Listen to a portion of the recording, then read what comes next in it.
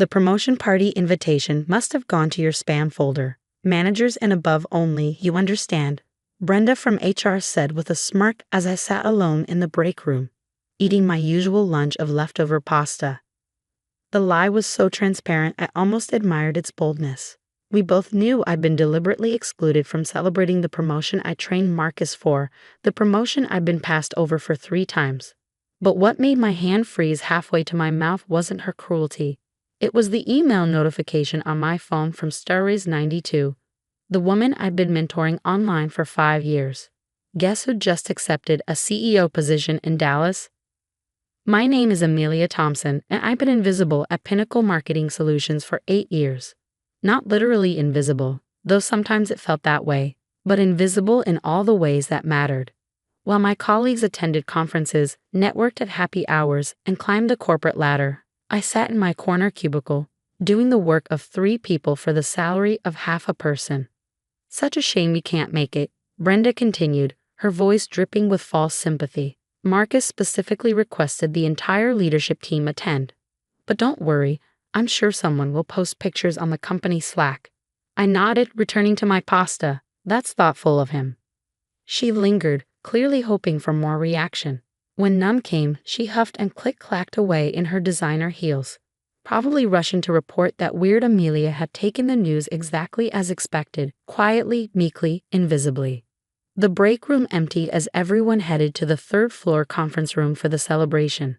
Through the thin walls, I could hear champagne corks popping, congratulations flowing, and Marcus's booming laugh as he accepted praise for innovations I'd suggested, strategies I'd developed, and clients I'd saved. My phone buzzed again. Another message from mesmerized. Hey Lighthouse, I'm actually in your city today. Starting Monday. I'm nervous. What if I'm not ready? What if they realize I'm just a girl from nowhere who got lucky? I smiled despite everything, typing back, "You're ready. Remember what we discussed about imposter syndrome? You didn't get lucky. You earned this. Trust your instincts and don't let anyone make you feel small. You've got this, rising star." mesmerized had found me 5 years ago on an anonymous professional development forum. She was a brilliant young woman trapped in a dead-end job, full of innovative ideas but lacking confidence. I'd become her lighthouse, her steady guide through career decisions, negotiations, and the treacherous waters of corporate politics. We'd never exchanged real names or photos, keeping our mentorship pure and focused on growth rather than networking. Also, her next message read, "I'm implementing that total transparency initiative we discussed, starting with promotion decisions and salary bands. Think it'll cause chaos." "The best changes usually do," I replied. "Stand firm. The right people will thank you for it." As I finished my lunch, I could hear Marcus's speech through the wall. I couldn't have done it without my amazing team. Well, most of my team. Pause for laughter. Some people just aren't cut out for leadership. They're better suited for support roles. More laughter. I knew they were laughing at me, the woman who'd trained Marcus, who'd caught his mistakes, who'd stayed late fixing his presentations while he took credit at the 9 a.m. meetings I was somehow never invited to. 3 years ago, I'd applied for the same promotion. The feedback: lacks executive presence. 2 years ago, not a culture fit. Last year, needs more visibility. Each time, they promoted someone I trained, someone whose mistakes I quietly corrected, someone who knew exactly how valuable I was but would never admit it publicly. I'd started looking for other jobs, but at 38, with a resume that showed 8 years in the same position, recruiters passed me over. "Why haven't you advanced?" they'd ask. How could I explain that I was too good at my job to be promoted, too essential in my support role to be allowed to rise? My phone rang.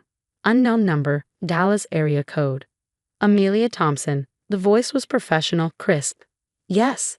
This is David Park from Pinnacle Corporate. The new CEO would like to meet with you urgently. Are you available to come to the executive conference room?" My stomach dropped. Were they firing me? Had someone finally decided that even my invisible contributions weren't worth my modest salary? "I'll be right there," I heard myself say. The walk to the executive floor felt like a death march.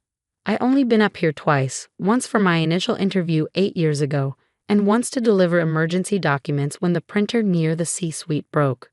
David Park waited by the elevator, his expression unreadable. "Right this way, Miss Thompson." The executive conference room was intimidating, floor-to-ceiling windows, a table that could seat 30, and the kind of silence that came with serious soundproofing.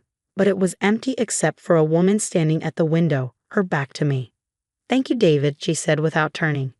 "Could you ask the leadership team to join us?" "All of them, including the ones at Mr. Richards' promotion party." David nodded and left. The woman turned, and my breath caught. She was younger than I'd imagined, early 30s, with kind eyes behind stylish glasses and an energy that filled the room. But what struck me most was her expression when she looked at me: recognition, gratitude, and something that looked like awe. "Lighthouse," she said simply. The world tilted. "Rising star."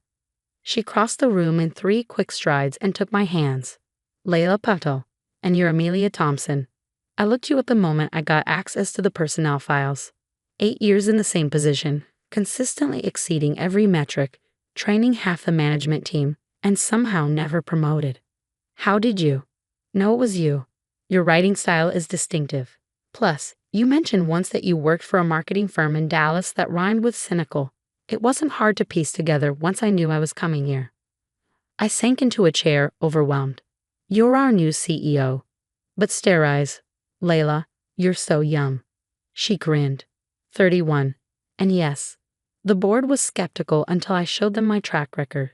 Turned around 2 failing companies using strategies a brilliant mentor taught me. Something about finding the invisible talent and making it visible. Voices approached in the hallway. Layla squared her shoulders, transforming from my grateful mentee to a formidable CEO in seconds. "Let me handle this," she said quietly. "Trust me, Lighthouse. It's time you were seen." The door burst open and Pinnacle's entire leadership team filed in, champagne flutes still in hand. Marcus swayed slightly, his face flushed with alcohol and success. Brenda followed, along with the various VPs and directors who'd spent years looking through me. "Ah, the leadership team," Layla said coolly, "plus 1 addition I specifically requested. Please, everyone sit." They arranged themselves around the table, shooting confused glances at me. I tried to shrink into my chair, but Layla's hand on my shoulder kept me grounded. "I've spent the morning reviewing our company's performance metrics," Layla began, pulling up a presentation on the main screen. "Fascinating reading. Mr. Richards, congratulations on your promotion. Tell me who trained you for your new role." Marcus straightened, preening. "Well, I've had various mentors. According to the documentation, Ms. Thompson created your entire training plan. She also appears to have corrected numerous errors in your client presentations. Would you like me to show the track changes?" His face paled. She was just doing her job." "Indeed. Her job, your job, and apparently several other people's jobs." Layla clicked through slides showing productivity metrics, client retention rates, and project outcomes. "In fact, when I graph employee contributions against promotions, I find an interesting inverse correlation.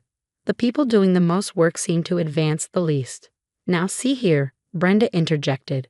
"Our promotion process is entirely merit-based." "Is it?" Layla pulled up another slide. "Because I have here 3 years of Ms. Thompson's promotion applications. Rejected for lacking executive presence while she was simultaneously ghostwriting executive communications. Rejected for not being a culture fit while maintaining the highest peer review scores in the company. Rejected for needing more visibility while being explicitly excluded from leadership meetings and events." She paused, letting the words sink in. "Like today's promotion party, which accidentally forgot to include the person who made the promotion possible." "That's a serious accusation," one of the VPs blustered. "It's not an accusation. It's a statement of fact. I have the email chains." Layla's smile was sharp. "Did you know it keeps records of all recalled messages?" Fascinating reading. "Particularly the one where you, Brenda, specifically instructed that Ms. Thompson be removed from the invitation list." Brenda's mouth opened and closed like a fish. "But here's what really interests me," Layla continued, pulling up financial data. "Our most profitable client accounts, all managed by Ms. Thompson. Our most successful campaigns, originated by Ms. Thompson. Our highest employee retention rates, in departments where Ms. Thompson has trained the staff." She turned to face the room fully. "You've built an entire leadership structure on the foundation of one woman's invisible labor. And you've kept her buried because you knew that if she left, your house of cards would collapse. This is ridiculous, Marcus slurred. Amelia's a good worker bee, but she's not leadership material. She doesn't even speak up in meetings. The meeting she's not invited to, Layla asked sweetly, or the ones where her ideas are dismissed until someone else presents them. I found my voice. May 15th, 2019. I suggested the Digital Transformation Initiative in the quarterly planning meeting. Marcus, you said it was too ambitious for someone at my level. June 3rd, 2019, you presented the exact same initiative as your idea. October 2020, I continued, emboldened. I identified the Patterson Industries opportunity. Brenda, you told me to stay in my lane. November 2020, it became Marcus's big win. January 2021, I was on a roll now. I wrote the crisis communication plan that saved the Henderson account. The email trail shows I sent it to you at 11:47 p.m. You presented it to the board at 9 a.m. the next morning. As your work. The room had gone silent. Layla nodded approvingly. I have 8 years of examples, I said quietly. 8 years of being told I wasn't ready while training my replacements. 8 years of being essential but invisible. 8 years of being paid $67,000 to do work that you hired consultants to do for $400,000. The salary records, someone whispered in horror. Layla smiled. Oh yes, let's discuss salaries. Ms. Thompson makes less than the department coordinator. The coordinator she trained, who reports to her unofficially because officially, that would mean acknowledging her actual role. She stood commanding the room. So here's what's going to happen. Effective immediately, I'm restructuring this department. Ms. Thompson, I'm offering you the position of Executive Vice President of Strategic Operations, reporting directly to me. Your starting salary will be $350,000, with 5 years of retroactive paid adjustments for the responsibilities you've been carrying without compensation. Gasps echoed around the table. My head spun. That's my position, Marcus sputtered. Was your position, Layla corrected. You're being reassigned to special projects. Consider it an opportunity to learn the job you claim to already know. Miss Thompson will be gracious enough to train you. Again. This is wrongful termination, Brenda shrieked. No, it's restructuring. You're welcome to resign if you're unhappy with your new role in. Let me see. Administrative support. I believe you told Ms. Thompson support roles were valuable? Time to prove it. One by one, she went through the leadership team. Those who had built their careers on others' invisible labor found themselves in the very positions they'd looked down on. Those who'd actually contributed were promoted. The transformation was swift and ruthless. You can't do this, the VP of Operations said weakly. I can and I am. Anyone who wants to leave is welcome to do so. But your non-competes are ironclad, and good luck explaining to future employers why you left after one day with a new CEO. She paused.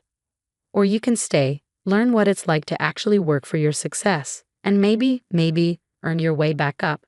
Your choice. The room emptied slowly, shell-shocked executives stumbling out. Only Layla and I remained. I can't accept this, I said when I found my voice.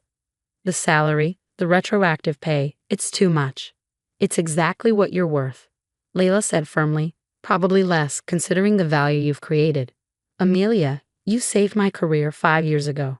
You taught me to see my own worth when everyone else saw just another young woman of color in tech. You gave me strategies, confidence, and most importantly, you taught me to recognize invisible talent in myself and others. She pulled out her phone, showing me our 5 years of messages. Every piece of advice you gave me, I implemented. Every strategy worked. I turned 2 companies around using your playbook. The board hired me specifically because I promised to find and elevate hidden talent. I just didn't tell them I already knew exactly where to find it. Tears blurred my vision. I don't know what to say. Say you'll help me transform this company. Say you'll finally step into the light you've been shining on everyone else. She grinned.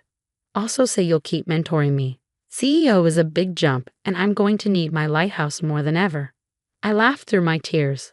Always rising star. 6 months later, Pinnacle Marketing Solutions was unrecognizable. The invisible workers had been made visible, their contributions acknowledged and compensated. Marcus, surprisingly, had buckled down and actually learned his job. Brenda lasted 2 weeks in support before resigning. The company's profits soared as talented people finally had the authority to implement their ideas. The toxic culture of taking credit for others' work crumbled under Layla's transparent leadership. I kept my corner cubicle, much to everyone's confusion. But I had windows installed and walls knocked down, turning it into a bright, open workspace where anyone could drop by for mentorship. The same corner where I'd been invisible for 8 years became a beacon for every overlooked employee finding their voice. "Why did you keep the cubicle?" Layla asked one day, finding me there with a group of junior employees, teaching them negotiation strategies.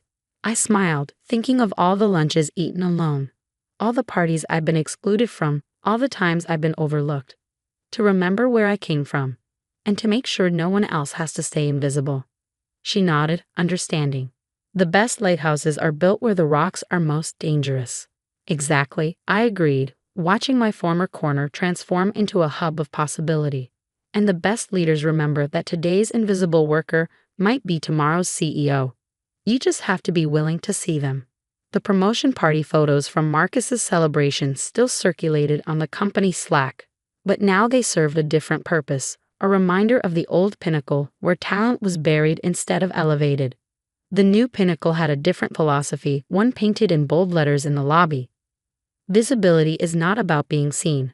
It's about seeing others. And in my bright corner office, surrounded by the people I was lifting up, I finally understood that being invisible had been my superpower all along. It had taught me to see others who were overlooked, to value contributions over credit, and to build quietly until the moment to shine arrived. The moment had arrived, brought by a rising star who'd never forgotten her lighthouse. And together, we were making sure that no one at Pinnacle would ever be invisible again. The key turned in the lock for the first time, and I swear I felt something shift in my chest. 10 years. 10 years of ramen dinners, second-hand furniture, and saying no to every invitation that cost more than $20. But here I was, standing in the doorway of my own home. My name is Sandra, and at 33, I'd finally done it. The mortgage papers were signed, the deed had my name on it, and nobody could take this away from me. The house wasn't much, a modest 2-bedroom in a decent neighborhood, but it was mine. Well, don't just stand there gawking, my mother's voice cut through my moment. We're getting cold out here. I stepped aside to let them in. Mom, my brother Forrest, and his fiancée Jayla filed past me into the living room. I'd invited them for dinner to celebrate, thinking maybe this time would be different. Maybe this time they'd actually be proud of me. "It's smaller than I expected," Jayla said, running her finger along the mantelpiece like she was checking for dust. "But I guess it's cozy." "It's perfect for Sandra," Forrest added, that patronizing tone he'd perfected since childhood. "Not everyone needs a big place, right?" I forced a smile. "The kitchen's through here. I made your favorite, Mom. That casserole with the—" "It's a shame you bought this house," Mom interrupted, settling into my new armchair like she owned it. "We really needed that money for Forrest's wedding." The words hit me like a slap. I stood there, oven mitt still on my hands, staring at her. "Excuse me?" "Well, you know how expensive weddings are these days," she continued, not even looking at me. "And Forrest's been counting on family support. I just think it's selfish to spend all that money on yourself when your brother needs help." Forrest shifted uncomfortably. "Mom, we didn't ask." "You shouldn't have to ask," she snapped. "Family helps family. That's what we do." I set the casserole down harder than necessary. "I worked for 10 years to save for this house. 10 years, Mom. And now you have it," she said with a shrug. "But Forrest only gets married once. This house will always be here." Jayla perked up. "Actually, we've been looking at venues, and there's this gorgeous place in the mountains that would be absolutely perfect. It's a little over budget, but—" "How much over budget?" I asked, though I already knew I'd regret it. "Only about 15,000, she said, like it was pocket change, which is nothing compared to what you probably spent on this place. I looked at Forrest, waiting for him to say something, anything. He was studying his phone like it held the secrets of the universe. "Forrest?" He finally looked up. "I mean, if you wanted to help out, that would be amazing, but no pressure." No pressure. Right. I just closed on this house 3 days ago, I said slowly. I have exactly $400 in my checking account and a mortgage payment due in 3 weeks. Well, you could always take out a home equity loan, Mom suggested. That's what houses are for, building wealth for the family. I stared at her. This woman who'd raised me, who'd supposedly loved me, was sitting in my living room suggesting I mortgage my future for my brother's party. Dinner's ready, I said quietly. We ate in tense silence. Jayla kept taking pictures of her food, probably for Instagram. Forrest scrolled through his phone between bites. Mom criticized everything from the seasoning to the way I'd arranged the napkins. This is really good, Sandra, Forrest said suddenly, like he'd just remembered he was supposed to be nice to me. Thanks. You know, once we're married, you should come over for dinner more often. Jayla's an amazing cook. Jayla beamed. I make this incredible salmon dish that's to die for. Of course, we'll need to get a bigger dining set first. The one we have now only seats 4. That sounds lovely, I said, cutting my chicken with more force than necessary. After they left, I stood in my kitchen washing dishes and trying to process what had just happened. My mother had looked at my greatest achievement and seen only what it could do for her golden boy. My brother had nodded along like it was perfectly reasonable, and his fiancée had spent the entire evening cataloging everything she thought was wrong with my home. I dried the last plate and put it away in my cabinet. My cabinet, in my kitchen, in my house. 3 days later, I woke up to the sound of water dripping. The basement was flooded. I stood ankle deep in murky water, watching my storage boxes float like sad little boats. The basement that had been bone dry during the inspection was now a swimming pool. Ma'am, I'm going to need to shut off your main water line, the plumber said, wading past me with his flashlight. This is bad. How bad? He crouched down near the water heater, examining the pipes. Well, the good news is it's not a burst. The bad news is... He paused, running his fingers along a section of copper pipe. This didn't happen naturally. My stomach dropped. What do you mean? Someone took a hammer or something heavy to this pipe. See these dents? And this crack here? He pointed with his flashlight. This was intentional. Someone wanted this pipe to fail. I felt like I might throw up. Are you sure? Lady, I've been doing this for 20 years. Pipes don't crack in perfect straight lines like this unless someone helps them along. He stood up, water dripping from his coveralls. You got any enemies?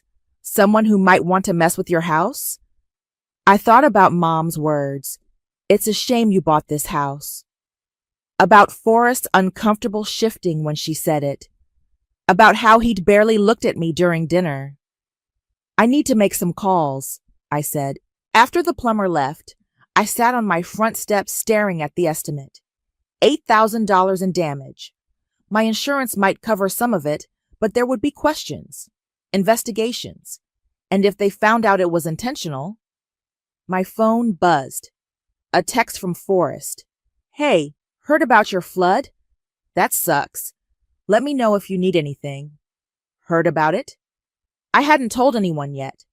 I scrolled back through our recent messages. Nothing. I checked my call log. I hadn't called him. So how did he know? I walked back into the house, my mind racing. When I'd bought this place, I'd been paranoid about security. Living alone for the first time, I'd installed cameras in the main rooms and one in the basement near the water heater, just in case. I pulled up the app on my phone with shaking fingers. The footage from 2 nights ago showed nothing unusual. But yesterday morning, at 11:47 a.m., the basement door opened. Forrest walked down the stairs. He looked around, then pulled out his phone and made a call. I couldn't hear what he was saying, but I could see his lips moving. He walked directly to the water heater, like he knew exactly where he was going.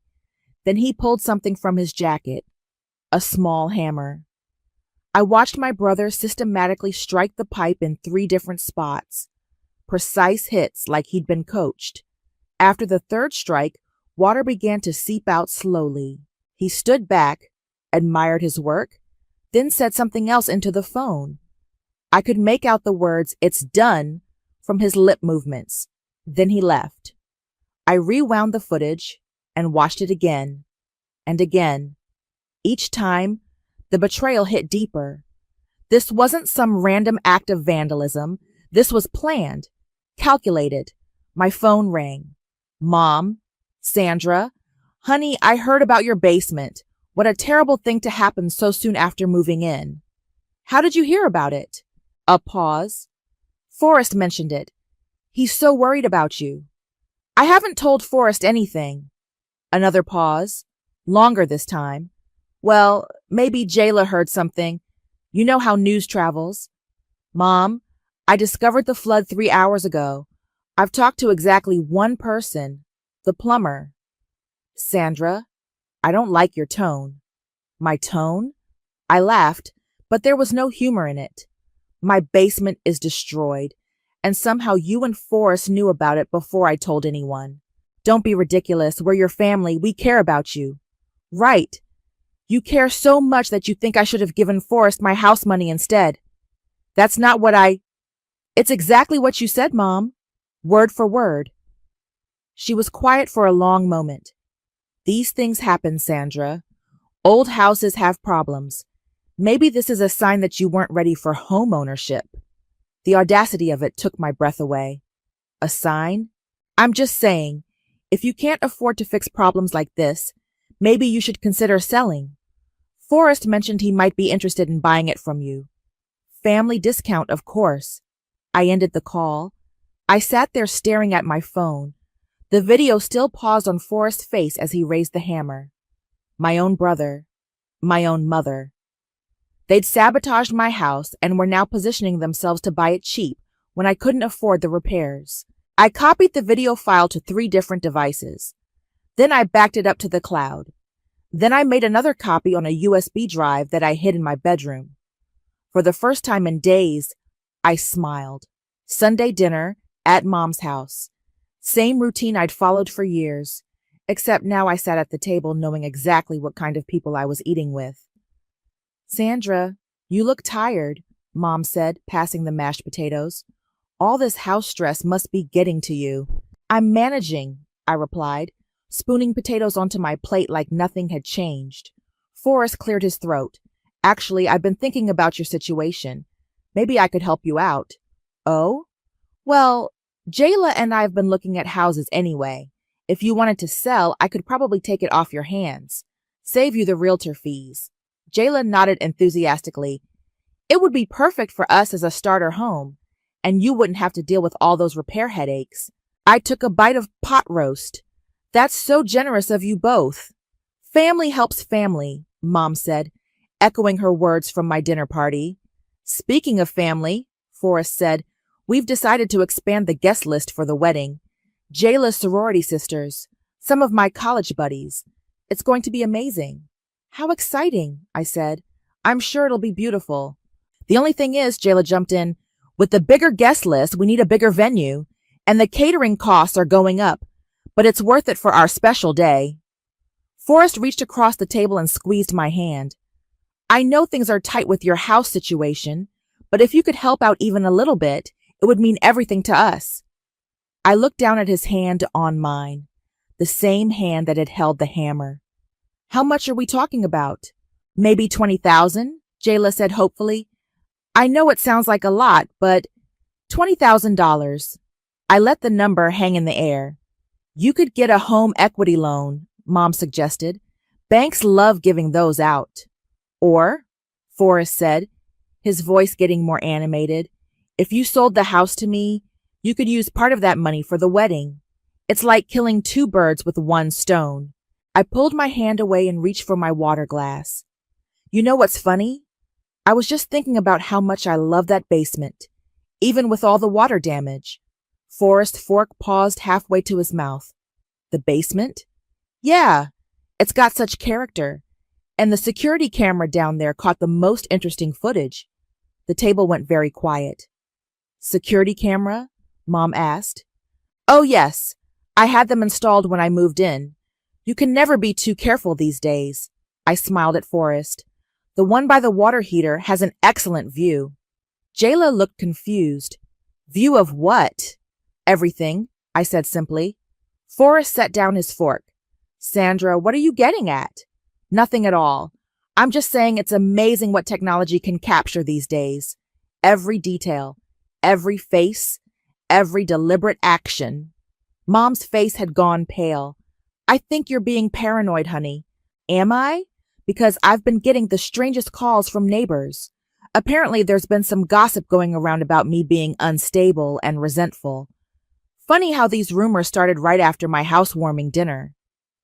People talk, Forrest said, but his voice was strained. You can't control what people say. True, but you can control what you say, and to whom. I took another bite of pot roast. This is delicious, Mom. What's your secret? Sandra, I don't like where this conversation is going, Mom said. Neither do I, but here we are. Jayla looked between us, clearly sensing the tension but not understanding it. Maybe we should talk about something else. Good idea, I said. Forrest, how's work going? Still doing construction? Yeah, why? Just curious about your tool collection. You always were handy with a hammer. He pushed back from the table. I think I need some air. Sit down, Mom snapped at him. Then to me, Sandra, whatever you think you know. I don't think anything, Mom. I know exactly what happened. The question is, what are we going to do about it? You're being ridiculous, Mom said, but her hands were shaking as she reached for her wine glass. Am I? Because my insurance company is very interested in my security footage. They love having clear evidence when investigating claims. Forrest sat back down heavily. Look, Sandra. No, you look. I set down my fork and leaned forward. I worked 10 years for that house. 10 years of saving every penny, eating ramen, wearing the same clothes until they fell apart. And you destroyed it because you wanted wedding money. That's not, Jayla started. It's exactly what happened. And now you're sitting here asking me to take out a loan to pay for your party after you sabotaged my home. The room was dead silent except for the ticking of Mom's kitchen clock. What do you want? Mom finally asked. I smiled and picked up my fork again.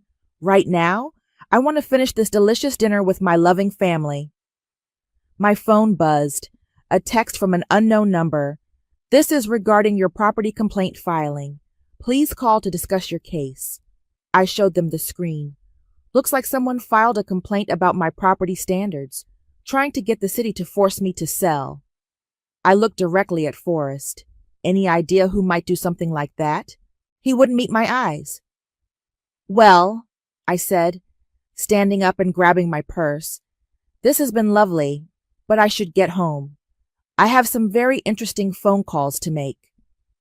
Aunt June's house always smelled like lavender and fresh bread. She opened the door before I could knock, like she'd been watching for me. Well, look what the cat dragged in, she said, pulling me into a hug. You sounded upset on the phone. I need to talk to someone who won't lie to me. She studied my face with those sharp eyes that miss nothing. That bad, huh? Come on, I just made tea. We settled into her living room, the same floral couch she'd had for 20 years. June poured tea from a china set that probably cost more than my car. So, she said, settling back with her cup, what's Veronica done now? How do you know it's about Mom? Honey, you only get that particular look when you're dealing with your mother. I've seen it since you were 12 years old. I took a sip of tea, trying to figure out where to start. Do you think I'm selfish for buying my house? June nearly choked on her tea. Selfish? For buying your own home with your own money? Mom thinks I should have given the money to Forrest for his wedding instead. Of course she does. June set down her cup with a sharp clink. Let me guess. She said something about family helping family? Word for word. That woman has been using that line to manipulate people for 40 years. She used it on me when she wanted money for Forrest College. Used it on your father before he finally had enough and left. I looked up sharply. She asked you for money for Forrest College? $20,000. Said it was a family investment in his future. June's voice was bitter. I gave it to her because I'm an idiot. You know how much he thanked me? 0. Because he never knew I paid for half his education. She never told him? Of course not. Then he might feel obligated to someone other than her. June leaned forward. Sandra, your mother has spent your entire life making sure you knew you came second to that boy. And now she's angry because you finally did something for yourself. The words hit harder than I expected. I just wanted her to be proud of me. Just once. Oh, sweetheart. June reached over and squeezed my hand. She is proud of you. That's the problem. What do you mean?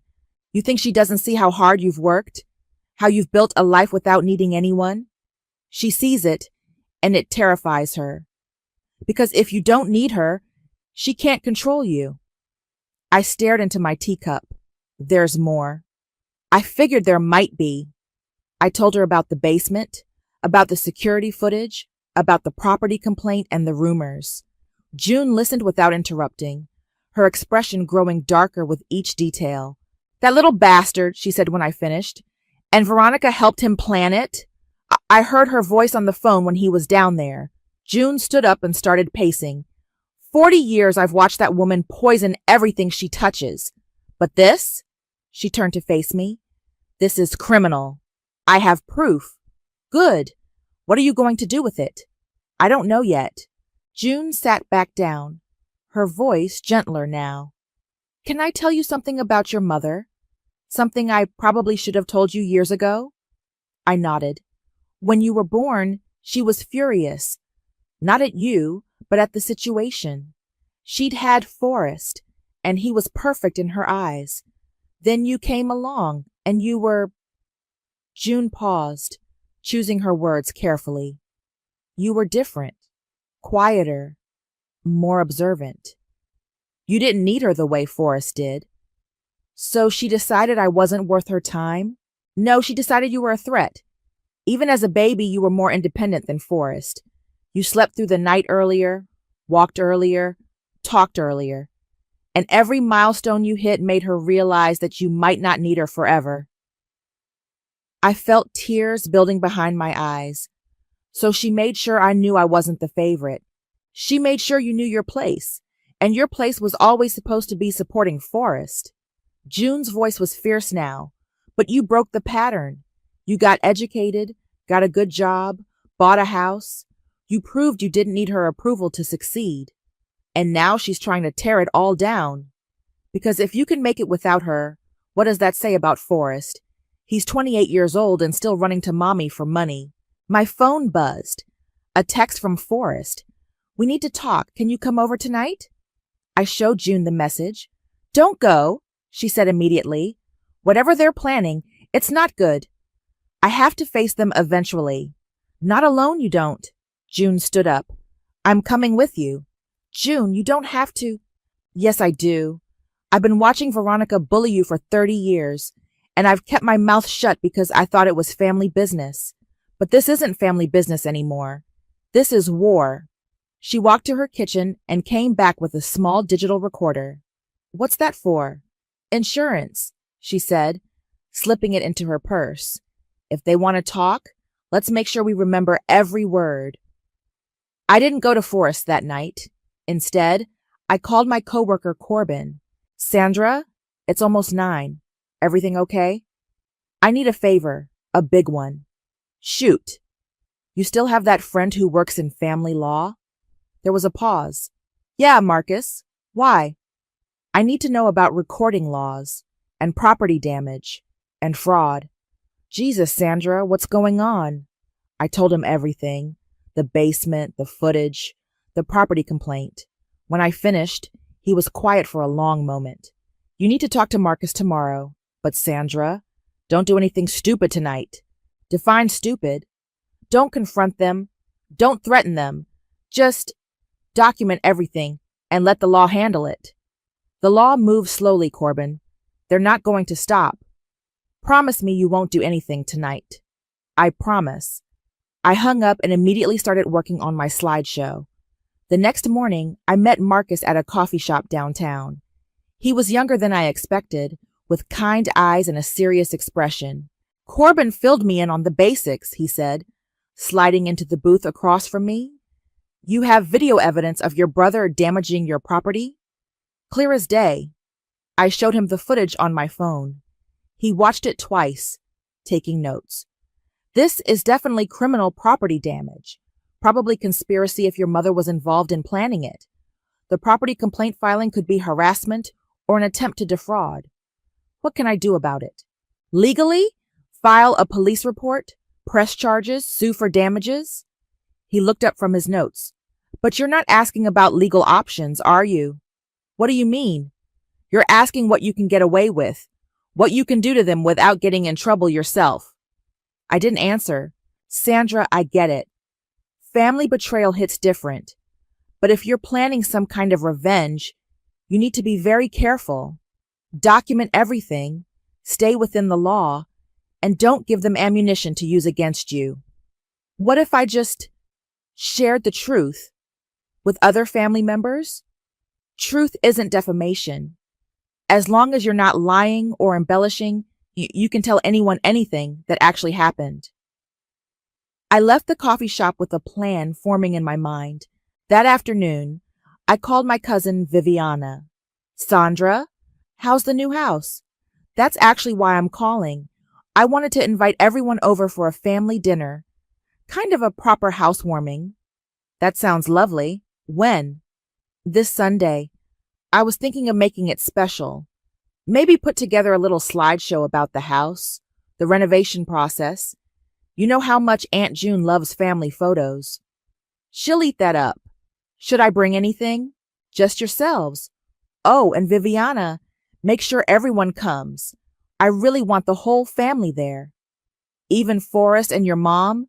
Things seemed tense at June's birthday party. "Especially them. This is about bringing the family together." After I hung up, I spent the rest of the week gathering evidence. I had Corbin help me get screenshots of text messages between Forrest and Jayla. His friend at the phone company owed him a favor, and apparently Jayla had been very chatty about their plans. "Look at this one," Corbin said, pointing at his laptop screen. Jayla to her sister. "Forrest says Sandra's house will be perfect for us once she's forced to sell. She can't afford the repairs." "And this one," I said, scrolling down. "Forrest to his friend Mike. The basement thing worked perfectly. Mom was right about hitting the pipe in multiple spots." "They're not very smart, are they?" "Arrogance makes people sloppy." I spent Saturday night editing my slideshow. It started innocently enough. Photos of me painting walls, installing fixtures, arranging furniture, happy music, cheerful transitions. Then, about halfway through, the tone shifted. The security footage appeared without warning. Clear, time-stamped video of Forrest entering my basement with purpose. The audio was perfect. You could hear him talking to Mom on speakerphone. "Are you sure about this?" Her voice came through clearly. "What if she finds out?" "She won't. And even if she does, what's she going to do? Call the cops on her own family? Just make sure you hit it in the right spots. It needs to look like normal wear and tear." The footage showed him examining the pipe, then striking it methodically. 3 precise hits, exactly where Mom had told him. "It's done," he said into the phone. "Should start leaking in a day or two." "Good. Maybe this will teach her that family comes first." I added the text messages as slides after the video. Screenshot after screenshot of them planning my downfall, celebrating my misfortune, and plotting to buy my house cheap. The final slide was simple. Family comes first. But which family? Sunday morning, I cleaned the house until it sparkled. I cooked all afternoon. Roast beef, mashed potatoes, green beans, fresh rolls. The dining room table was set with my grandmother's china, candles flickering in the center. At 5 o'clock, they started arriving. Viviana and her husband, Uncle Robert and his wife, Aunt June, who gave me a knowing look as she handed me a bottle of wine. "Everything ready?" she whispered. "Everything." Forrest and Jayla arrived fashionably late, followed by Mom. They all complimented the house, the food, the ambiance. Forrest even hugged me. "This is really nice, Sandra. I'm glad we're all together." "Me too," I said, smiling. "I have something special planned for after dinner." "Oh?" Mom asked. "A little slideshow about the house. I thought everyone might enjoy seeing the journey." "That sounds wonderful," Viviana said. "I love family presentations." We ate dinner, everyone laughing and talking. Forrest told stories about work. Jayla showed off her engagement ring. Mom complimented my cooking for the first time in years. It was almost perfect. Almost. "Okay, everyone," I said, standing up as I cleared the dessert plates. "Time for the main event. Everyone gather in the living room. I'll get the projector set up." They filed into the living room, settling onto couches and chairs, wine glasses in hand. I dimmed the lights and picked up the remote. "This is a story about family," I began, "about coming home, and about the people who are supposed to support you no matter what." I pressed play. The first few minutes played exactly as I'd planned. Photos of me painting walls, installing light fixtures, arranging furniture. Everyone smiled and made appreciative comments. "Oh, Sandra, you did such a beautiful job," Viviana said. "The kitchen looks amazing," Uncle Robert added. Forrest was relaxed, arm around Jayla on the couch. Mom sat in the armchair, wine glass in hand, actually looking proud for once. "I love seeing the transformation," Jayla said. "It's like those home improvement shows." "Just wait," I said. "It gets more interesting." The music shifted from cheerful to somber. The photos changed from renovation shots to the flooded basement. Everyone leaned forward. "Oh no," Viviana gasped. "What happened?" "Water damage," I said simply. But here's the interesting part. The security footage began playing. Crystal clear, time-stamped video of my basement door opening. Forrest appeared on screen, looking around carefully before pulling out his phone. The room went dead silent. "Sandra," Mom said slowly, "what is this?" "Just watch." Forrest's voice came through the speakers, talking to someone on the phone.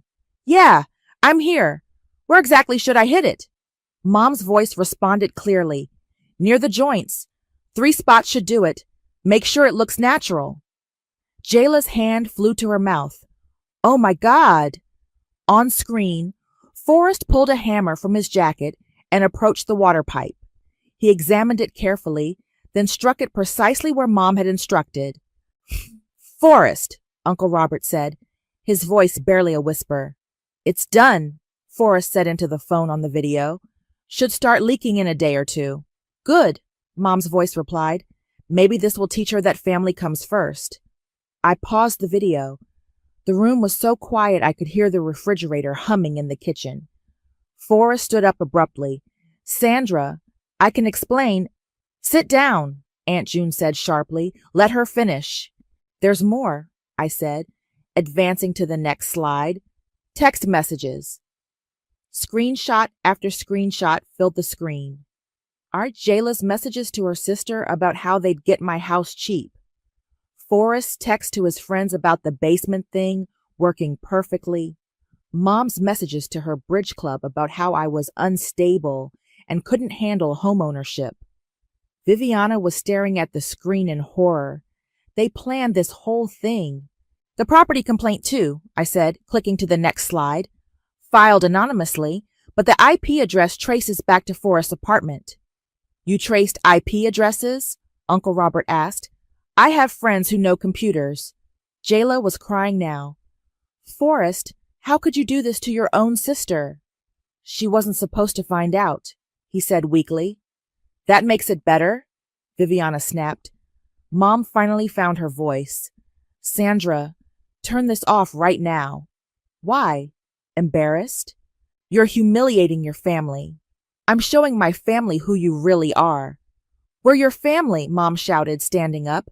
"We raised you. We loved you. You sabotaged my house because I wouldn't give you money for Forrest's wedding.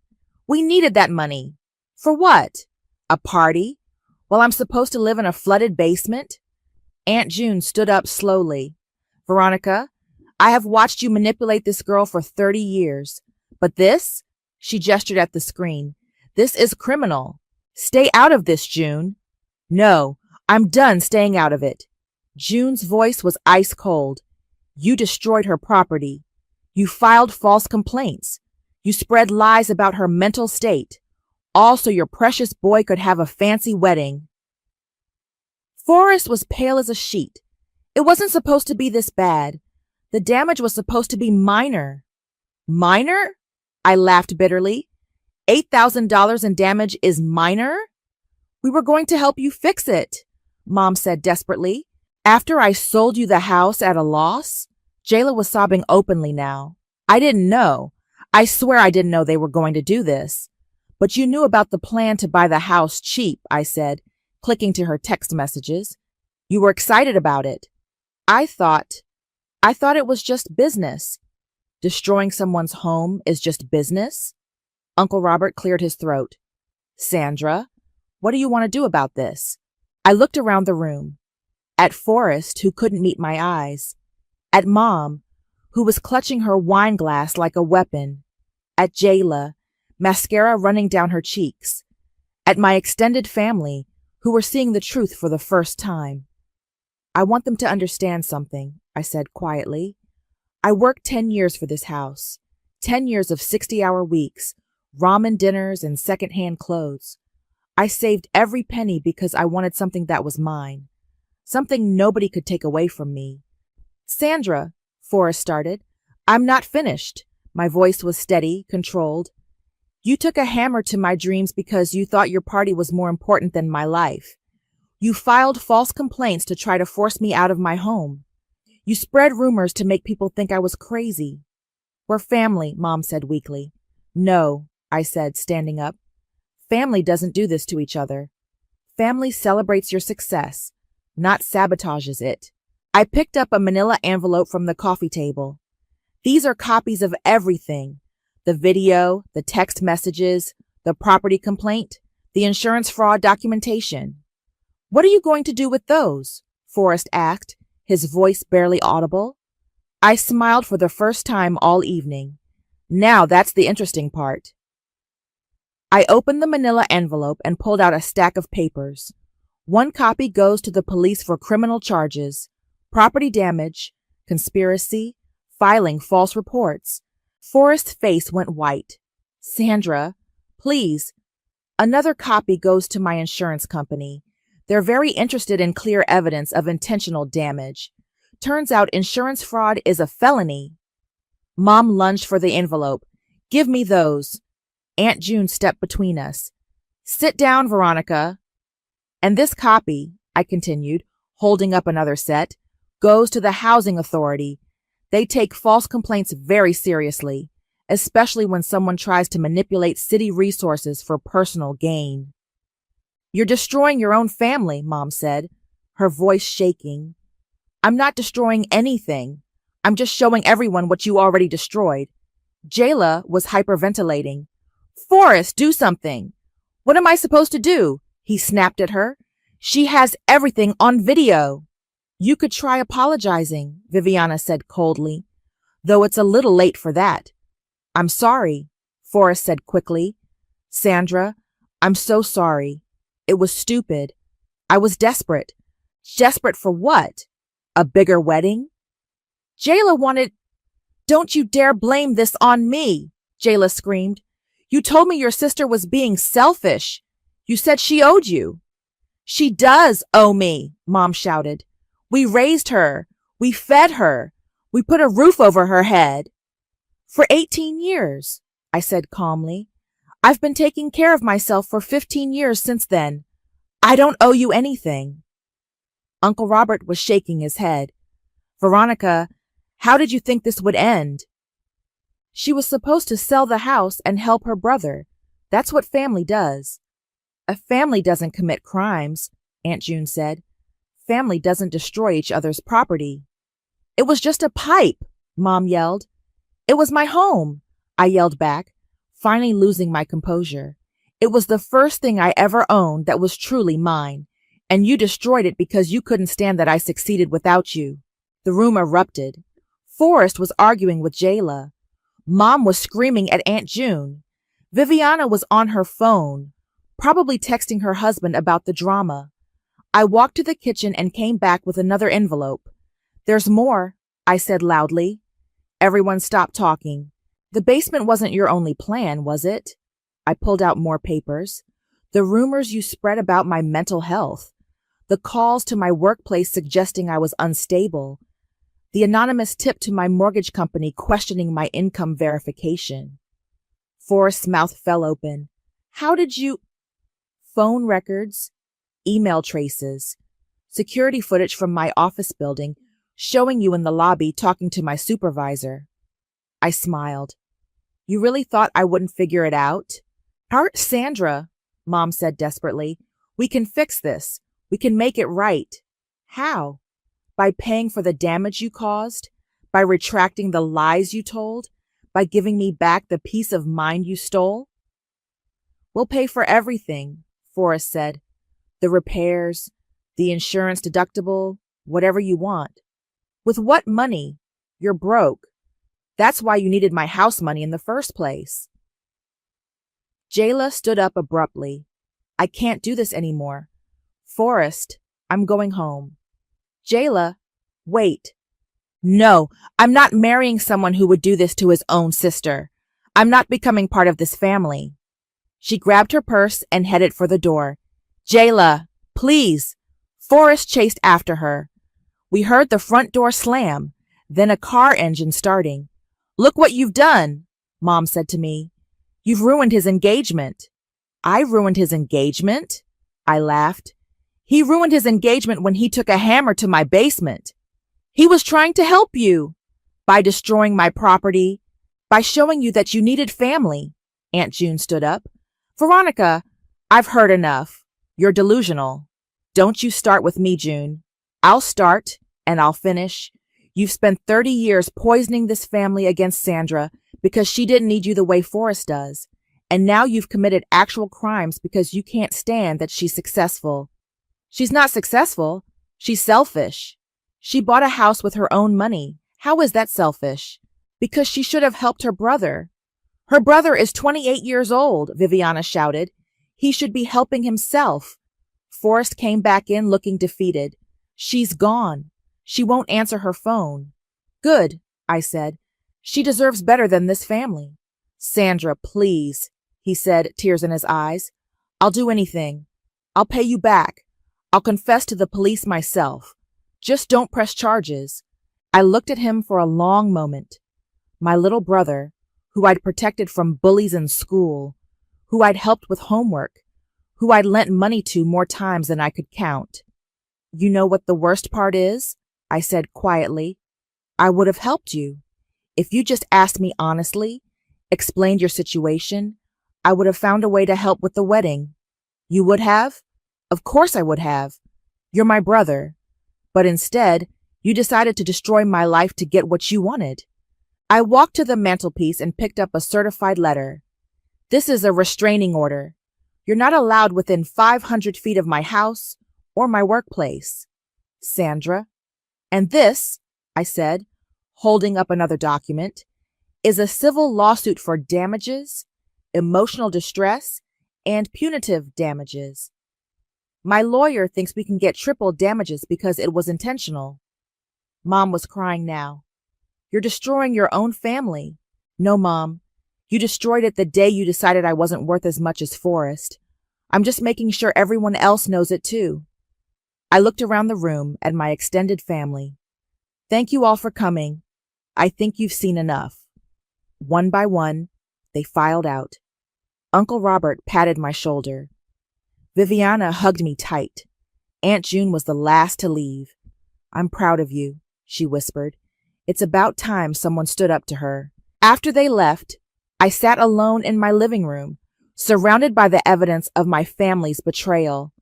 The house was quiet except for the sound of my own breathing. For the first time in weeks, I felt free. The doorbell rang on a Tuesday morning 3 weeks after the dinner. I opened it to find Forrest standing on my porch, looking like he hadn't slept in days. "Sandra, please, can we talk?" "You're violating the restraining order." "I know. I don't care. I need to tell you something." I kept the door mostly closed, my hand on my phone. "You have 2 minutes. Mom's in the hospital." That stopped me cold. "What happened?" "Stress-induced heart episode. She collapsed at work yesterday." His voice cracked. "She keeps asking for you." "I'm sure she does." "Sandra, please. Whatever you think of me, whatever I did, she's still our mother. Our mother who helped you destroy my house. I know. I know what we did was unforgivable. But she's scared. The doctors say the stress from all this legal stuff is making her worse." I stared at him through the gap in the door. "So you want me to drop the charges so Mom feels better?" "I want you to see her. Just once. Let her apologize." "She had 3 weeks to apologize. She chose to hire a lawyer instead." "The lawyer was my idea. I thought we could fight it." He ran his hands through his hair. "I was wrong about everything." "Yes, you were." "Jayla left me." "I know. Viviana told me. She said she couldn't marry someone who would hurt his own family. She was right." He looked up at me with red-rimmed eyes. "I lost everything, Sandra. My fiancé, my relationship with you, Mom's health, all for a stupid wedding that's never going to happen." "You didn't lose everything, Forrest. You threw it away." "I know, God, I know." He was crying now. "I've been thinking about it every day, about how I used to look up to you when we were kids, how you always protected me, and I repaid that by destroying the thing you worked hardest for." I opened the door a little wider. "Why did you do it?" "Because Mom convinced me you owed us. She said you were being selfish, that family was supposed to come first. She made it sound like you were betraying us by not helping. And you believed her. I wanted to believe her. It was easier than admitting I was a 28-year-old man who couldn't afford his own wedding." He wiped his eyes. "I was embarrassed, ashamed. And instead of dealing with that, I let her convince me that you were the problem." "You took a hammer to my basement, Forrest." "I know. I replay it every night. I see your face when you found the damage, and I hate myself for it." I studied his face. The arrogance was gone. The entitlement was gone. He looked broken. "What do you want from me?" "Nothing. I don't deserve anything from you.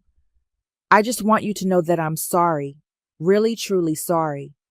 And if seeing Mom would help you get closure or help her get better, maybe it's worth considering." My phone buzzed. A text from Aunt June. "Veronica's asking for you. I'm at the hospital if you want to come." "June's with her?" "She's been there since yesterday. She said someone needs to make sure Mom doesn't manipulate the nurses." Despite everything, I almost smiled. That sounds like June. "Sandra, I know I have no right to ask you for anything, but could you at least think about it?" I looked at my brother, really looked at him, the golden boy who'd never faced consequences for anything, who'd always gotten what he wanted because Mom made sure of it. He looked older now, tired, like he'd finally realized the world didn't revolve around him. "I'll think about it," I said. "Thank you." "But Forrest, the charges stand. The lawsuit stands. What you did was criminal, and I'm not dropping it because Mom's sick." "I understand. I wouldn't expect you to." He turned to leave, then stopped. "For what it's worth, I'm proud of you. For the house, for standing up to us, for everything. I should have said that 10 years ago." After he left, I sat in my kitchen drinking coffee and thinking. My phone rang. Corbin. "Hey, how are you holding up? Forrest just came by. Mom's in the hospital." "Shit, you okay?" "I think so. He wants me to visit her." "Are you going to?" "I don't know. Part of me wants to see if she'll actually apologize. Part of me thinks it's just another manipulation. What does your gut tell you?" I thought about it. That I need to see this through, one way or another. "Want me to drive you?" "Actually, yeah, that would help. An hour later, We were walking through the hospital corridors. Aunt June met us at the elevator. "She's stable," she said without preamble, "but she's been asking for you constantly. Fair warning, she's still Veronica. Don't expect a complete personality change." "I'm not expecting anything." "Good. That's the safest approach with your mother." We walked to room 314. Mom was propped up in bed, looking smaller and older than I'd ever seen her. When she saw me, her eyes filled with tears. "Sandra, you came." "I came. I'm sorry. I'm so sorry for everything." I pulled a chair next to her bed. "Are you? Or are you sorry you got caught?" She was quiet for a long moment. "Both, I think. I'm sorry I hurt you, but I'm also sorry that my plan didn't work." The honesty surprised me. "At least you're being truthful. I spent 30 years trying to control you and you never let me. I resented that. I resented your independence, your success, your ability to be happy without needing anyone. Why? Because I needed to be needed. With Forrest, I was always the hero, the one who solved his problems, gave him money, made his life easier. But you never needed rescuing. So you decided to create a situation where I would need rescuing. Yes, and it was cruel and stupid and wrong." She reached for my hand. "I don't expect you to forgive me. I just wanted you to know that I see what I did. I see how I failed you as a mother." I looked down at her hand holding mine, the same hand that had guided Forrest to destroy my basement. "I forgive you, Mom, but I don't trust you, and I'm not dropping the charges." "I know. I wouldn't either if I were you. The house is beautiful, by the way, even after the repairs. I love living there."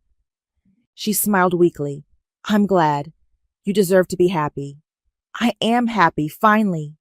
We sat in comfortable silence for a few minutes. Then she squeezed my hand. "Will you come see me again?" "Maybe, if you keep being honest."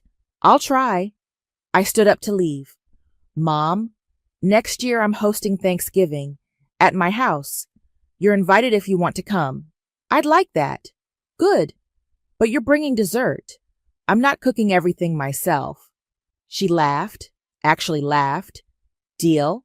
As I walked out of the hospital with Corbin and Aunt June, I felt something I hadn't felt in years. Peace. Not because everything was fixed, but because I'd finally stopped trying to fix things that were never my responsibility to fix. "So," Corbin said as we got in the car, "how does it feel to win?" I thought about it. Like I can finally go home. And I did. To my house, with my mortgage, and my repaired basement, and my security cameras. To the place I'd built with my own hands and my own money.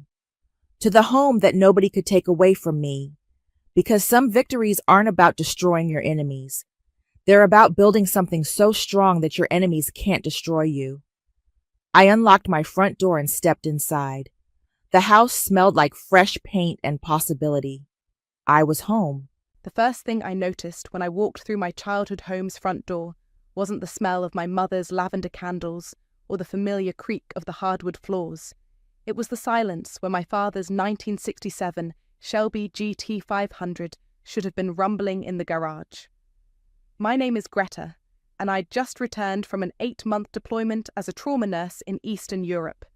12-hour shifts patching up soldiers and civilians, sleeping in bunkers, living off MREs and instant coffee. All I wanted was to see Dad's car, the one thing he'd left me when cancer took him 2 years ago, the one thing that still smelled like his cologne and carried the weight of every Saturday morning we'd spent together, him teaching me about engines while Mum rolled her eyes from the kitchen window. "Mum?" I called out, dropping my duffel bag by the door. "In here, honey." Her voice drifted from the living room, that same tone she'd used when I was 12 and tracked mud through the house. I found her on the couch, flipping through a magazine like she hadn't seen her daughter in almost a year. She glanced up, gave me a quick once-over, and went back to her reading. "You look tired," she said. "And thin. Don't they feed you over there?" "Where's the Shelby?" The magazine pages stopped turning. Mum's shoulders went rigid, but she didn't look up. "Don't be dramatic, Greta. It's just a car. Just a car. The words hit me like a slap.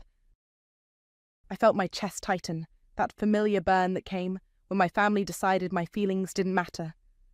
Where is the Shelby? I sold it. She finally met my eyes. Her chin lifted in that defiant way that meant she knew she'd done something wrong but would die before admitting it. Ryan needed the money for his new business venture. You know how hard it's been for him since the divorce. Ryan, my cousin. The same Ryan who'd spent the last 5 years bouncing between get-rich-quick schemes and blaming everyone else when they failed. The same Ryan who'd once told me at Christmas dinner that nursing was just wiping butts and taking orders from real doctors. You sold Dad's car to Ryan? My voice came out smaller than I intended. Mum, that car was worth more to someone who can actually use it. You're never here, Greta. You're always off playing soldier or whatever it is you do. Ryan's family. He needed help. Playing soldier, like saving lives in a war zone, was some kind of hobby. How much? What? How much did you sell it for? Mum's eyes darted away. That's between Ryan and me. The front door slammed, and I heard the sound that made my stomach drop. The deep, throaty rumble of a perfectly tuned V8 engine. My father's engine. Speak of the devil, Mum said, actually smiling for the first time since I'd walked in. Through the window, I watched Ryan climb out of the Shelby like he owned the world. He'd always been tall and lean, but now he carried himself with this swagger that made my skin crawl. He ran his hand along the car's hood, grinning at his reflection in the pristine paint job. The same paint job Dad and I had spent 3 summers restoring. Greta! Ryan's voice boomed as he walked through the door without knocking. Look who's back from saving the world! He pulled me into a hug that felt more like a victory lap. Over his shoulder, I could see the Shelby through the window, sitting in what used to be Dad's spot in the driveway. Thanks for the ride, Aunt Daria, he said, winking at my mother. She purrs like a kitten. Dad always said Uncle Mike had great taste in cars. How much? I asked again, stepping back from his embrace. How much what? How much did you pay for the car? Ryan's grin widened. Well, family discount and all. He glanced at Mum, who was suddenly very interested in her magazine again. Let's just say I got a hell of a deal. Tell me the number, Ryan. $1,000. He said it like he was bragging. Can you believe it? I mean, I know it's old, but still. Pretty generous of Aunt Daria to help me out. $1,000 for a car worth at least $120,000. For the car Dad had called his retirement fund. For the car he'd whispered to me on his deathbed was mine, no matter what anyone else said. You paid $1,000 for a 1967 Shelby GT500? My voice was barely a whisper. Hey, I'm not complaining. Ryan laughed, that same laugh he'd used when we were kids, and he'd break my toys just to watch me cry. Sometimes you get lucky, you know? Right place, right time. That night, after Ryan left and Mum went to bed without another word about the car, I sat in Dad's old office. His desk was exactly how he'd left it, neat stacks of papers, his reading glasses folded on top of his favourite book about classic cars, and in the bottom drawer, the pink slip for the Shelby, the pink slip with my name on it, the pink slip that proved the car was legally mine, had been mine since the day Dad died. My mother had no right to sell it. I stared at that piece of paper until the words blurred, feeling something cold and sharp settle in my chest. For years, I'd let them dismiss me, diminish me, treat me like I was still the little girl who needed their approval. But this was theft. This was war. I pulled out my phone and opened an app I hadn't checked in months. The numbers on the screen made me smile for the first time in days. Time to show them exactly who they'd been underestimating. The next morning, I found Mom in the kitchen making her usual weak coffee and scrolling through Facebook on her tablet. We need to talk about the car, I said, sliding the pink slip across the counter. She barely glanced at it. What about it? This proves Dad left it to me. You had no legal right to sell it. Mum picked up the paper, squinted at it for exactly 3 seconds, then set it down, like it was a grocery receipt. Your father said a lot of things when he was sick, honey. He wasn't thinking clearly toward the end. This is a legal document, Mum, signed and notarized. And Ryan already has the car. What's done is done. She took a sip of her coffee and went back to her tablet. Besides, you're never here to drive it anyway. I felt my jaw clench. That's not the point, isn't it? You gallivant around the world playing nurse while the rest of us deal with real life. Ryan needed help and I helped him. End of story. Playing nurse. There it was again. I want you to call Ryan and tell him the sale was a mistake. Tell him he needs to give the car back. Mum laughed. Actually laughed. Over a car, Greta? Really? You're 33 years old. Act like it. The front door opened, and my sister Hadley walked in, her arms full of grocery bags. At 29, she still lived at home and worked part-time at a boutique downtown. She took one look at my face and sighed. What's wrong now? Your sister's having a meltdown about that old car, Mum said without looking up. The Shelby. Hadley set the bags on the counter. I thought you'd be happy someone's actually using it. That thing's been sitting in the garage collecting dust for 2 years. It wasn't collecting dust. I was deployed. Same difference? Hadley started unpacking groceries. Ryan's been posting pictures of it all over Instagram. At least now it's getting some attention. My stomach dropped. What pictures? Hadley pulled out her phone and scrolled for a few seconds. Here, look at this one from yesterday. She held up the screen. Ryan was leaning against the Shelby in what looked like a car lot, wearing sunglasses and that same smug grin. The caption read, "New ride courtesy of family, who knows a good deal when they see one. Sometimes it pays to be in the right place at the right time. Blessed Ma Family Bar Vintage." He's at a dealership, I said, zooming in on the background.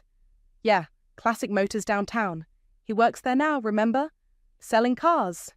Hadley took her phone back. Mum, did you know he was going to use it for work? Ryan's a smart boy. He knows how to make the most of an opportunity. I scrolled through more of Ryan's posts. Photo after photo of him with the Shelby, each caption more obnoxious than the last. Then I found the one that made my blood boil. Listen to this, I said, reading aloud. Just closed another deal at the lot today. Funny what you can get for cheap when family doesn't know the value of what they have. This baby's going to make me a fortune in commissions. So you're a hustle, from family discounts, damn winning. The kitchen went quiet. Even Mum looked up from her tablet. He's using Dad's car to sell other cars, I said. He's making money off it. Good for him, Mum said, but her voice had lost some of its conviction. Good for him? Mum, he basically stole a car worth over $100,000, and now he's bragging about it online. Hadley's eyes widened. 100,000? Are you serious? Dead serious. Dad and I researched the value before he got sick. That's why he left it to me in his will. Will? Mum's face went pale. Your father didn't have a will. I pulled out my phone and showed her the photo I'd taken of the pink slip. This is as good as a will. His signature, my name, dated 6 months before he died, when he was still completely lucid. Mum stared at the screen for a long moment, then handed the phone back. Well, it's too late now. Ryan's had the car for months. He's probably gotten attached to it. Attached to it? He's using it as a prop. Don't be so dramatic, Greta. It's just a car. Stop saying that. I slammed my hand on the counter, making both of them jump. It's not just a car. It's the only thing Dad left me. The only thing that was supposed to be mine. Hadley looked between us, clearly uncomfortable. Maybe you could work something out with Ryan, like buy it back from him. With what money? Mum scoffed. Nurses don't make that kind of money, honey. Not real money. There it was, the final insult. Not only had they stolen Dad's car, but they assumed I was too poor and powerless to do anything about it. I looked at both of them. My mother, who'd raised me to believe I'd never be good enough, and my sister, who'd always taken her side. They had no idea who I really was, no idea what I'd built for myself, while they were busy dismissing everything I did. You're right, I said quietly. Nurses don't make that kind of money. Mum smiled, thinking she'd won. But good thing I'm not just a nurse. I walked out of the kitchen, leaving them to wonder what I meant. Upstairs in my old bedroom, I opened my laptop and pulled up my investment portfolio. The numbers were even better than I'd remembered. $2.1 million in carefully diversified assets, real estate investments, stock options, cryptocurrency I'd bought years ago when everyone said it was worthless. All of it built quietly, methodically, while my family assumed I was just another broke healthcare worker living paycheck to paycheck. I opened a new browser tab and searched for Classic Motors downtown. Time to pay Ryan a visit at work. Let's see how attached he really was to that car. Classic Motors sat on a corner lot downtown, gleaming vintage cars arranged like jewellery in a showroom.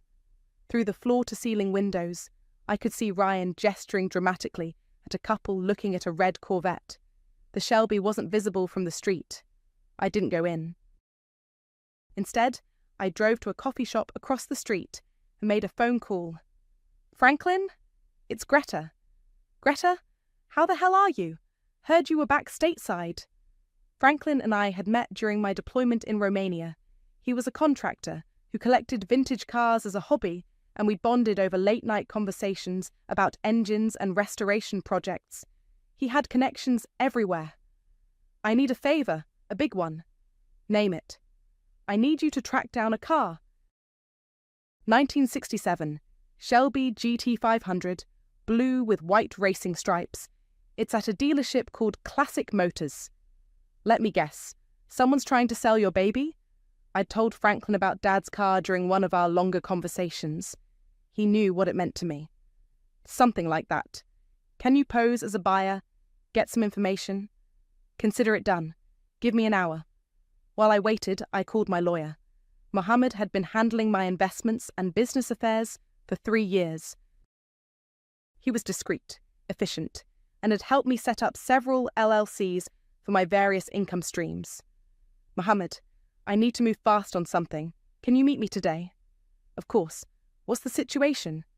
"I need to buy a car back from someone who shouldn't have it. Quietly, through a shell company." "Interesting. How quietly are we talking?" "My name can't appear anywhere on any paperwork. Not until I'm ready. I can have the paperwork ready by this afternoon." "What's your budget?" I looked across the street at the dealership, where my cousin was probably bragging about his latest commission. "Whatever it takes." Franklin called back an hour later. "Your boy Ryan is a piece of work," he said. "Spent 20 minutes telling me how he acquired this incredible Shelby from family who didn't know what they had." "What did he say about selling it?" "Here's where it gets interesting. He doesn't own it anymore. He sold it to the dealership 3 weeks ago for 40 grand. My grip tightened on the phone. 40,000? Yep. Bought it from your mum for $1,000, flipped it to his employer for 40. Nice little profit margin. So the dealership owns it now? Technically, yes. But here's the kicker. Ryan's been telling everyone he's going to buy it back once he gets his next bonus. Says he's got his eye on buying into the dealership as a partner. I felt something cold settle in my chest. A partner? That's what he told me. Said the owner's looking to retire and Ryan's been saving up to buy in. Apparently, he thinks this Shelby deal proves he's got good business instincts. What's the asking price on the car? They want $95,000, which is actually fair market value. And what about the dealership? Did you get a sense of their financial situation? Franklin chuckled. You thinking what I think you're thinking? Maybe. What did you find out? Owner's name is Pete Morrison. Been running the place for 30 years, but he's struggling. Overhead's killing him, and he's got more inventory than customers. I did some digging after we talked. Public records show he's behind on property taxes and has a balloon payment due on his business loan next month. How much would it take to buy him out? For the whole operation? Property, inventory, everything? I'd guess somewhere around 800,000 to $1 million. Maybe less if he's desperate. I smiled for the first time all day. Franklin, you're amazing. What are you planning, Greta? Justice. Can you keep this between us for now? My lips are sealed. but I want front row seats when whatever you're cooking up goes down. After hanging up, I drove straight to Mohammed's office.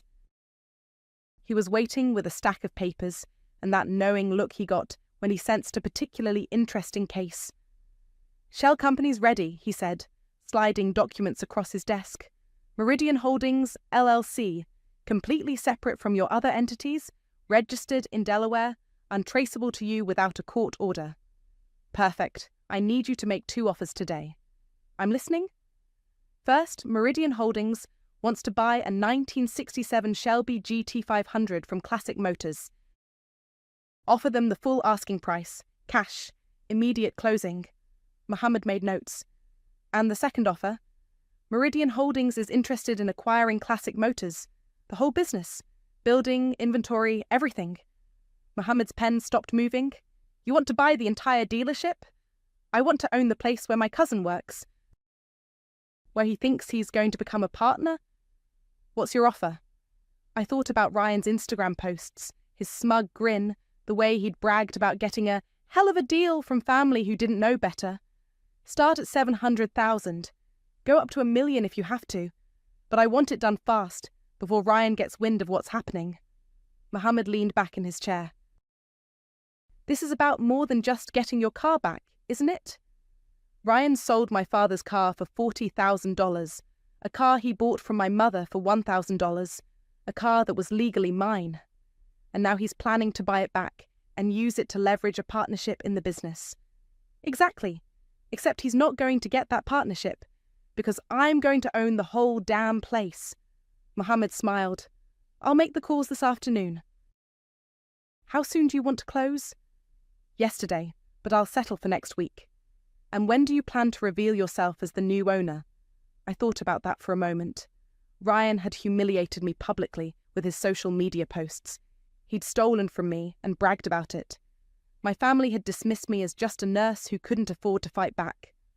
"I'm going to throw a party, a grand opening celebration for the dealership's new ownership. Invite everyone, family included. And then I'm going to show them exactly what this nurse can afford." Mohammed gathered the papers. "I'll get started immediately. This is going to be expensive." "Mohammed?" "Yes?" "I didn't spend 8 months patching up soldiers in a war zone just to come home and let my family walk all over me. Money's just a tool. Sometimes you have to use the right tool for the job." He nodded. "I'll call you when it's done." As I left his office, I felt something I hadn't experienced in years. Not anger, not sadness, but pure, focused determination. Ryan wanted to play games with family money? Fine. Let's see how he liked playing with someone who actually knew the rules. Mohammed called me at 7 the next morning. "Pete Morrison wants to meet today. He's interested." That was fast. Desperate sellers usually are. "He's got creditors breathing down his neck, and that balloon payment is due in 2 weeks. Your timing is perfect." "What about the car?" "Already handled. Meridian Holdings purchased the Shelby yesterday evening. It's being moved to a secure storage facility as we speak."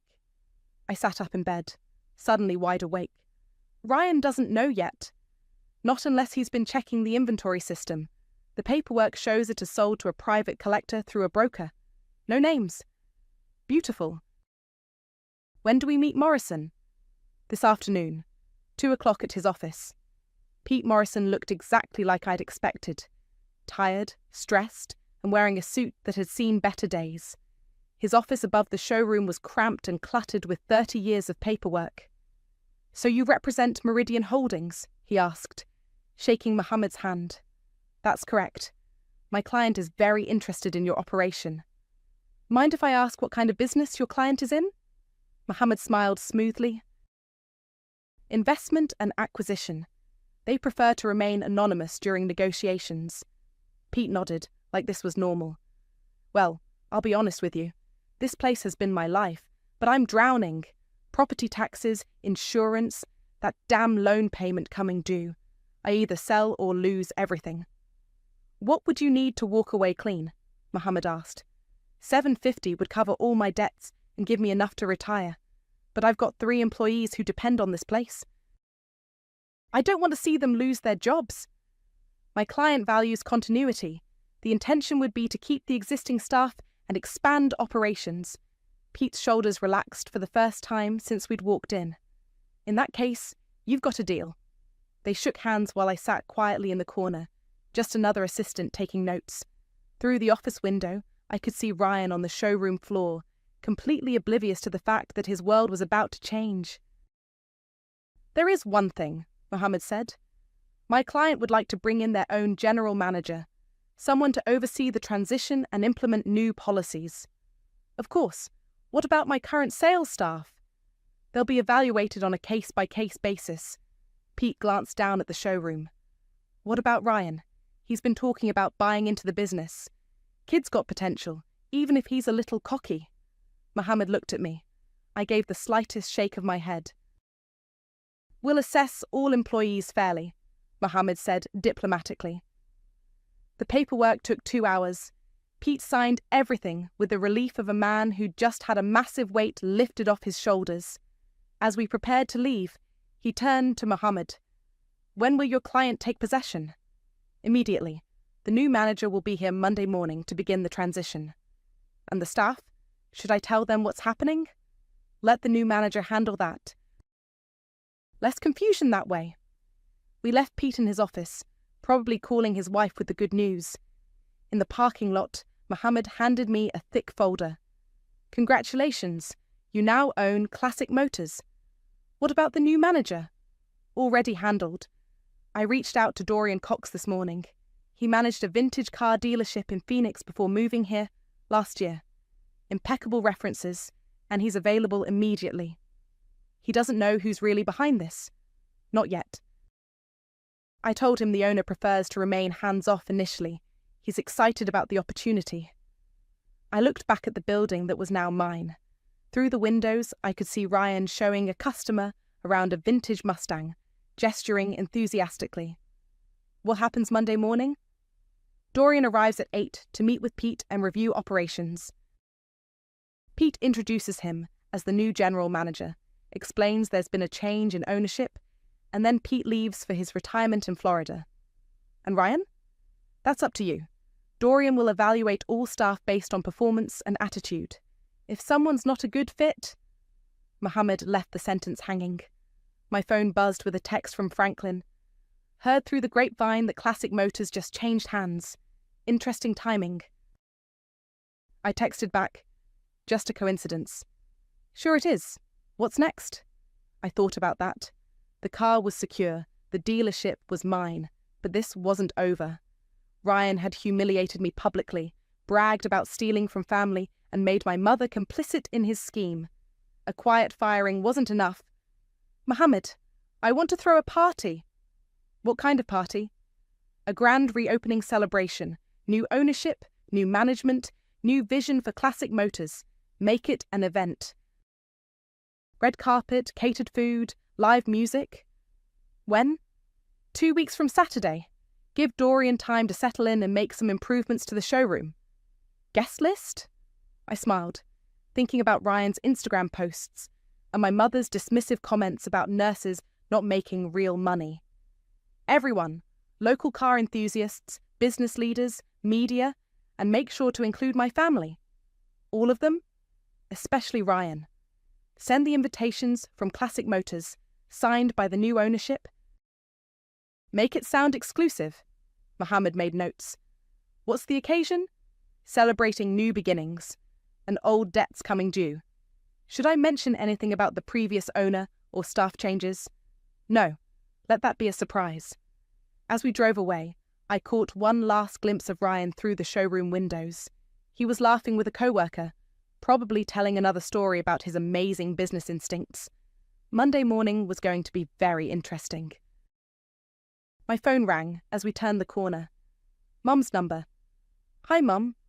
"Greta, honey, I've been thinking about our conversation yesterday. Maybe I was a little harsh about the car situation." "Oh? Well, Hadley showed me some of those Instagram posts, and Ryan does seem to be getting a lot of attention with it. Maybe we could work something out. You know, if you really want it back." "That's sweet of you to offer, Mum. I could talk to Ryan. Maybe he'd sell it back to you for what he paid." As a family favour. I almost laughed. She wanted to sell me back my own car for $40,000. Don't worry about it, Mum. I'm handling the situation. What do you mean, handling it? You'll see. Oh, and Mum, you might want to check your mail in a couple weeks. I think you're going to get an invitation to something special. An invitation to what? A party. The kind where everyone gets to see exactly what they've been missing. I hung up before she could ask more questions. 2 weeks. That's all I needed. Time to show them what this nurse could really afford. The transformation of classic motors took exactly 10 days. I watched from across the street as contractors installed new lighting, polished every surface until it gleamed, and arranged the vintage cars like artwork in a gallery. Dorian had exceeded every expectation. The man knew how to stage a showroom. The invitations went out yesterday, Mohammed said, joining me at the coffee shop window. Gold embossed cardstock, hand-delivered by courier. Responses? Your mother RSVP'd for the whole family. Ryan called the dealership 3 times asking who the new owner was. What did Dorian tell him? That all would be revealed at the gala. Through the window, I could see Ryan pacing near the front desk, gesturing wildly at Dorian. He'd been increasingly agitated since Monday morning, when Pete had introduced the new management and promptly left for Florida. How's he handling the transition? Mohammed chuckled. Not well. Dorian says he keeps asking about his partnership opportunity and when he can meet with the new owner. And Dorian keeps telling him to focus on his current responsibilities. My phone buzzed with a text from Hadley. Mum's freaking out about this party invitation. She's convinced it's some kind of setup. Also, did you know Ryan got fired yesterday? I looked up at Mohammed. Fired? Dorian's decision. Apparently, Ryan made some inappropriate comments about the new ownership and suggested the previous management had made promises that needed to be honoured. What kind of comments? According to Dorian, Ryan told a customer that the new owners were probably tech bros with more money than sense and that he'd be running the place within 6 months. I felt a smile tug at my lips. Poor Ryan. It gets better. He also claimed he had inside information about a valuable Shelby that mysteriously disappeared from inventory and that he was going to get to the bottom of it once he had more authority. He threatened to investigate his own theft? Essentially, yes. Saturday evening arrived with perfect weather. I stood in my apartment, looking at the red power suit hanging on my closet door, tailored, expensive, and absolutely perfect for what was about to happen. The dealership looked like something out of a movie. Red carpet stretched from the curb to the entrance, flanked by vintage cars with spotlights creating dramatic shadows. A jazz quartet played softly near the champagne station, and servers in black tie circulated with hors d'oeuvres. I arrived early and slipped in through the back entrance, wearing jeans and a baseball cap, just another member of the catering staff, invisible and unnoticed. Greta? Dorian found me adjusting the lighting on one of the display cars. Everything looks incredible. Your vision for this place is exactly what it needed. Thanks, Dorian. You've done amazing work. I still can't believe the previous owner let it get so run down. This inventory is worth millions. Some people don't recognize value when they see it. The first guests began arriving at 7. Local business leaders, car collectors, a few reporters from the automotive magazines. I watched from behind the service counter as they wandered through the showroom, admiring the cars and speculating about the mysterious new owner. At 7:30, my family arrived. Mum wore her best dress and that nervous smile she got at fancy events where she felt out of place. Hadley looked genuinely impressed, taking photos of the cars with her phone. And Ryan. Ryan strutted in like he owned the place, despite having been fired 3 days earlier. He wore an expensive suit I'd never seen before and immediately started working the crowd. Yeah, I used to work here, I heard him tell a group of collectors. Great operation. The new owners got good taste, I'll give them that. Do you know who bought it? Someone asked. Let's just say they made a smart investment. This place has serious potential. I watched him move through the crowd, shaking hands and dropping hints about his inside knowledge of the business. He paused at the champagne station, right next to where Mom and Hadley were standing. "Aunt Daria, you look beautiful," he said, kissing Mum's cheek. "Fancy party, huh?" "It's certainly impressive," Mum replied, looking around nervously. "Do you think Greta will show up?" "Who knows? She's been acting weird since she got back, all mysterious and secretive." "She said something about handling the car situation," Hadley said. "What do you think she meant?" Ryan laughed. "What's she going to do? Sue me? She's a nurse, not a lawyer. Besides, that car's long gone. Sold it to a private collector weeks ago." "You sold Dad's car?" Hadley's voice rose slightly. "I sold my car," Ryan corrected. "The car I bought fair and square from Aunt Daria. For $1,000, Mom said quietly. Hey, a deal's a deal. Not my fault the family didn't know what they had." At 8 o'clock, the lights dimmed, and a spotlight illuminated a platform in the center of the showroom. Slowly, dramatically, a car began to rise on a hydraulic lift. The crowd gasped. Even from my hiding spot, I could hear the collective intake of breath as Dad's Shelby GT500 appeared, rotating slowly under golden lights. The blue paint gleamed like liquid sapphire, the white racing stripes perfect and pristine. "Ladies and gentlemen," Dorian's voice came over the sound system, "the centerpiece of our collection, a fully restored 1967 Shelby GT500 acquired by our new ownership specifically for tonight's celebration." Ryan's champagne glass slipped from his hand and shattered on the floor. His face went white as he stared at the car he'd sold weeks ago. "That's impossible," he whispered, but his voice carried in the sudden quiet. Mom grabbed his arm. "Ryan, isn't that... It can't be." "I sold that car. It's gone."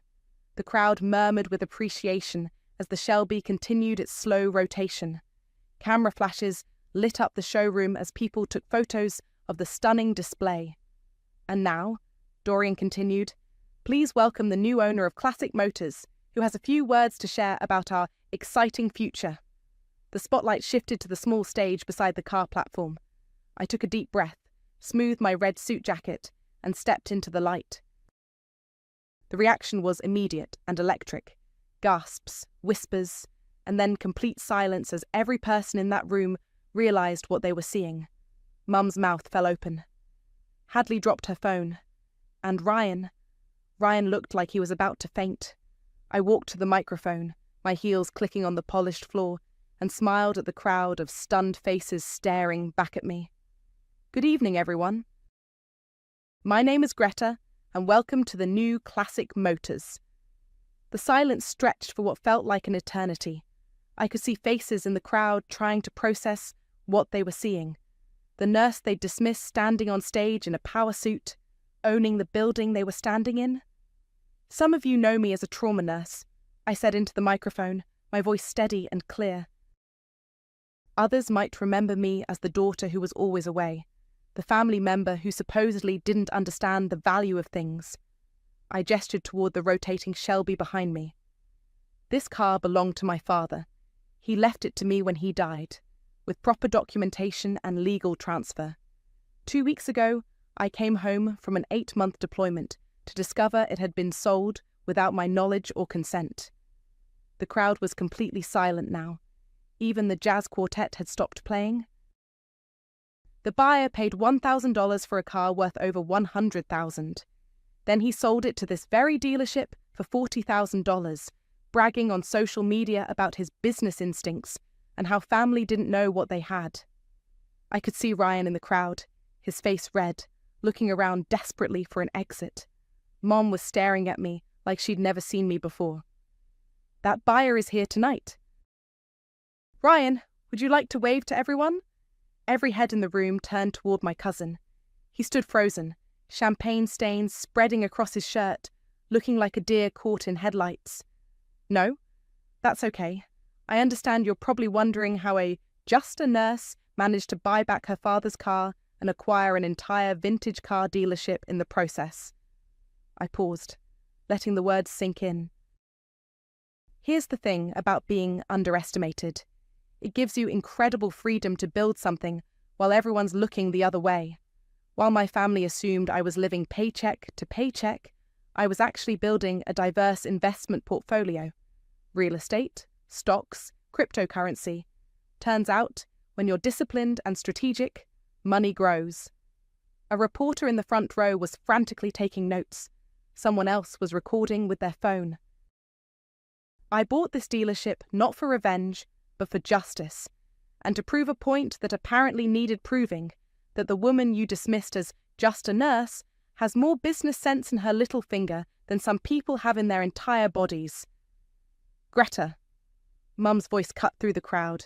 She pushed forward, her face a mixture of shock and embarrassment. You can't be serious. You bought this whole place? Dead serious, Mum.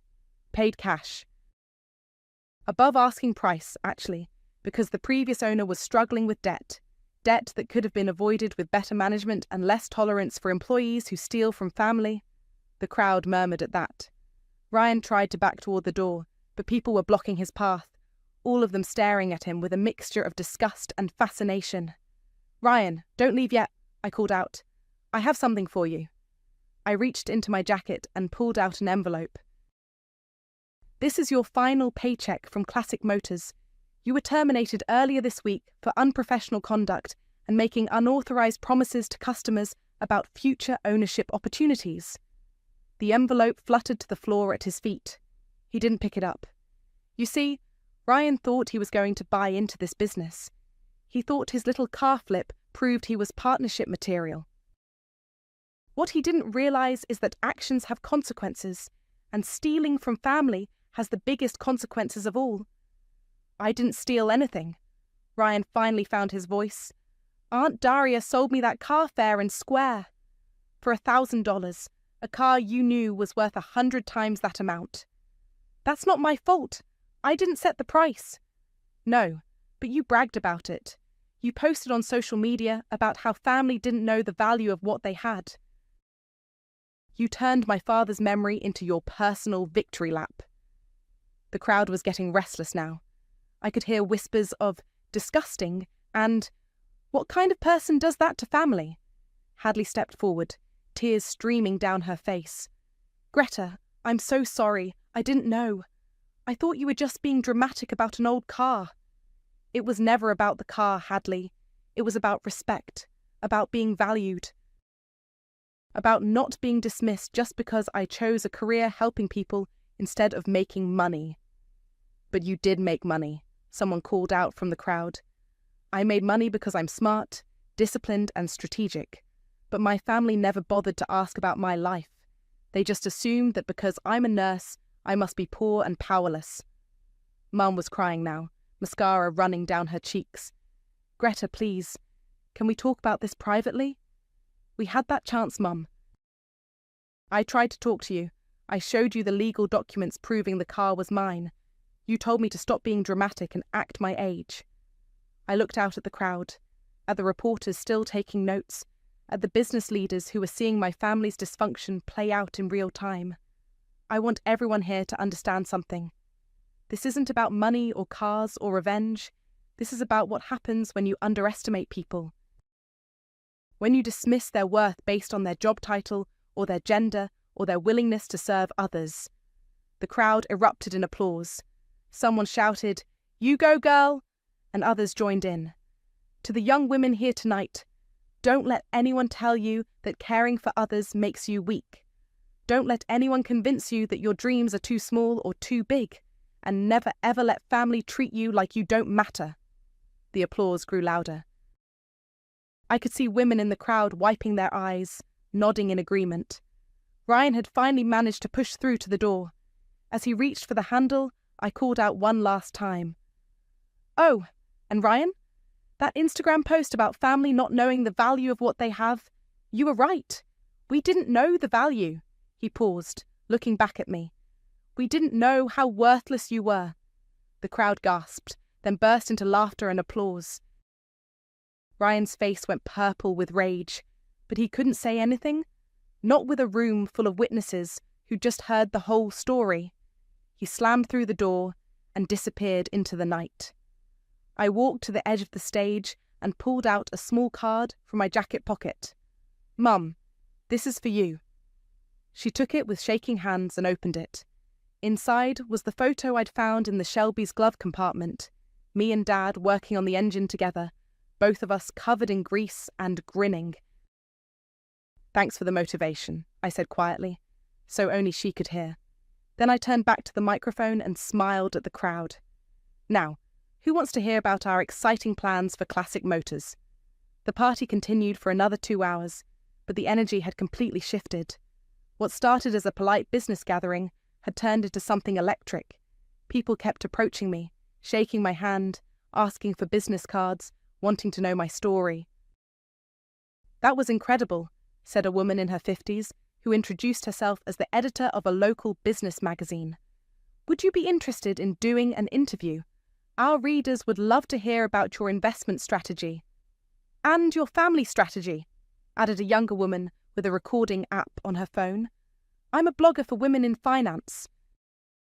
"What you just did, calling out that toxic behaviour publicly, it's exactly what needs to happen more often."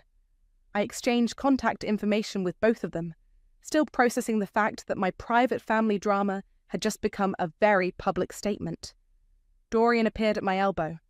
"The local news station wants a quick interview. They're calling it a David and Goliath business story with a twist." David and Goliath. Small-town nurse takes down entitled family member and builds business empire. It's already trending on social media. I looked around the room and realised people were still filming. Still posting? My story was spreading in real time. "Greta?" Hadley's voice was small and shaky. She stood a few feet away, clutching her purse like a lifeline. "Can we talk?" "Please?" I nodded to Dorian and followed my sister to a quiet corner near the vintage Mustangs. "I feel sick," she said immediately. "About everything. About the car, about how we treated you, about Ryan." "Hadley, no, let me finish. I've been thinking about it all week, ever since you came home. The way Mum talks about your job, the way we all just accepted that you were the one who had to sacrifice everything. It's not right." She was crying again, but quietly this time. "When Dad was sick, you took leave from work to take care of him. You paid for his medications when insurance wouldn't cover them. You sat with him every night during chemo, and we let you do it all. You were in school. You had your own life to build. That's not an excuse. And when he died, we should have protected what he left you. Instead, Mum sold it the minute you weren't here to stop her." I looked across the room where Mum was sitting alone at a high-top table, staring at the photo I'd given her. "Where is she in all this, Hadley?" "Really?" "Embarrassed, ashamed, probably planning to never speak to you again, because that's easier than admitting she was wrong." "And you?" Hadley wiped her eyes with a cocktail napkin. "I'm proud of you. Terrified of you, but proud. I had no idea you were this successful. This smart about money. I tried to tell you guys. Remember when I mentioned my investments last Christmas? Mum changed the subject to ask when I was going to find a husband and settle down. Because she thinks your worth is tied to taking care of other people. Dad, patience, eventually a husband and kids. She can't process that you might be taking care of yourself." A reporter approached us, but I waved him off. This conversation was too important. "What happens now?" Hadley asked. "I don't know. I got my car back. I made my point. But I don't feel satisfied, I guess." "What do you mean?" I looked around the dealership, my dealership, filled with people celebrating my success and condemning my family's behaviour. Revenge is supposed to feel good, right? But mostly I just feel empty. Like I proved something that shouldn't have needed proving. Maybe that's the point. Maybe the fact that it feels hollow means you're not actually a vindictive person. You're just someone who got pushed too far. My phone buzzed with notifications. Instagram, Facebook, Twitter, all lighting up with shares and comments about the party. Someone had posted the video of my speech, and it was spreading fast. "Greta!" Franklin appeared beside us, grinning from ear to ear. "You magnificent, terrifying woman. That was the most beautiful takedown I've ever witnessed." Franklin, meet my sister Hadley. Hadley, this is Franklin. He helped me track down the car. Your sister has excellent taste in revenge, Franklin told Hadley. Very methodical, very thorough.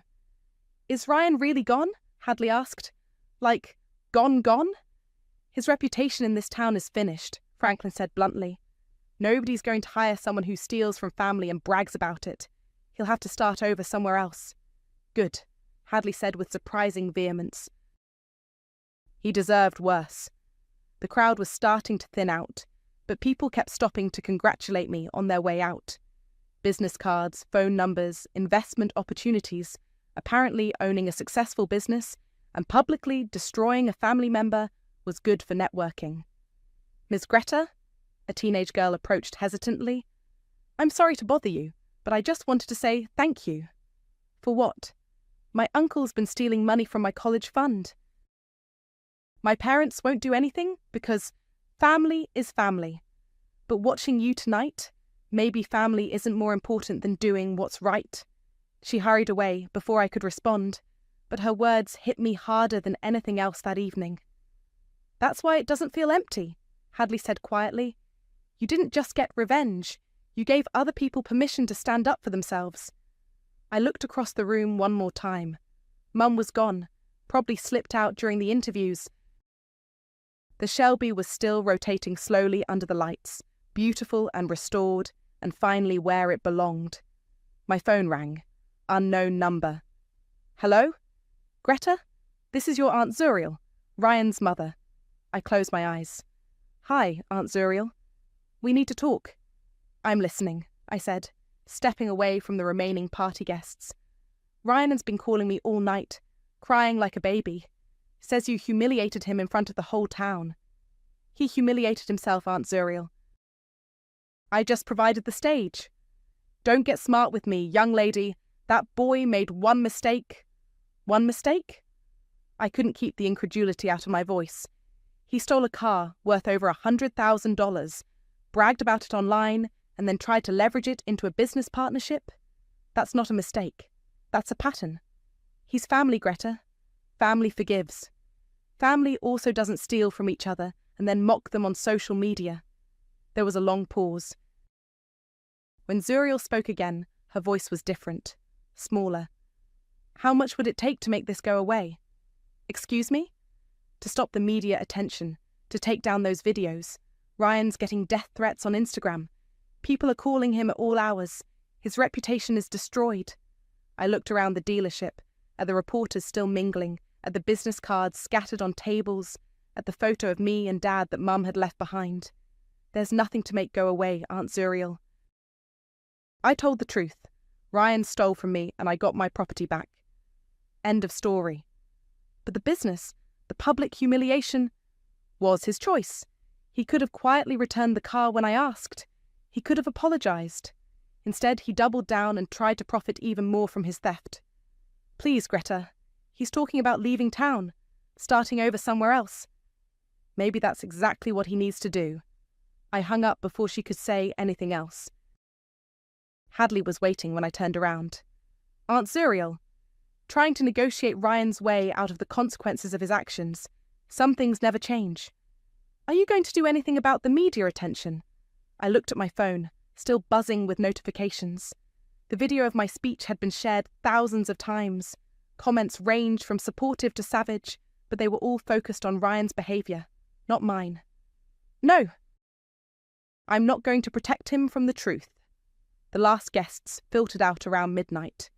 Dorian supervised the cleanup while I sat in my father's car, my car, running my hands over the steering wheel he'd touched thousands of times. Greta?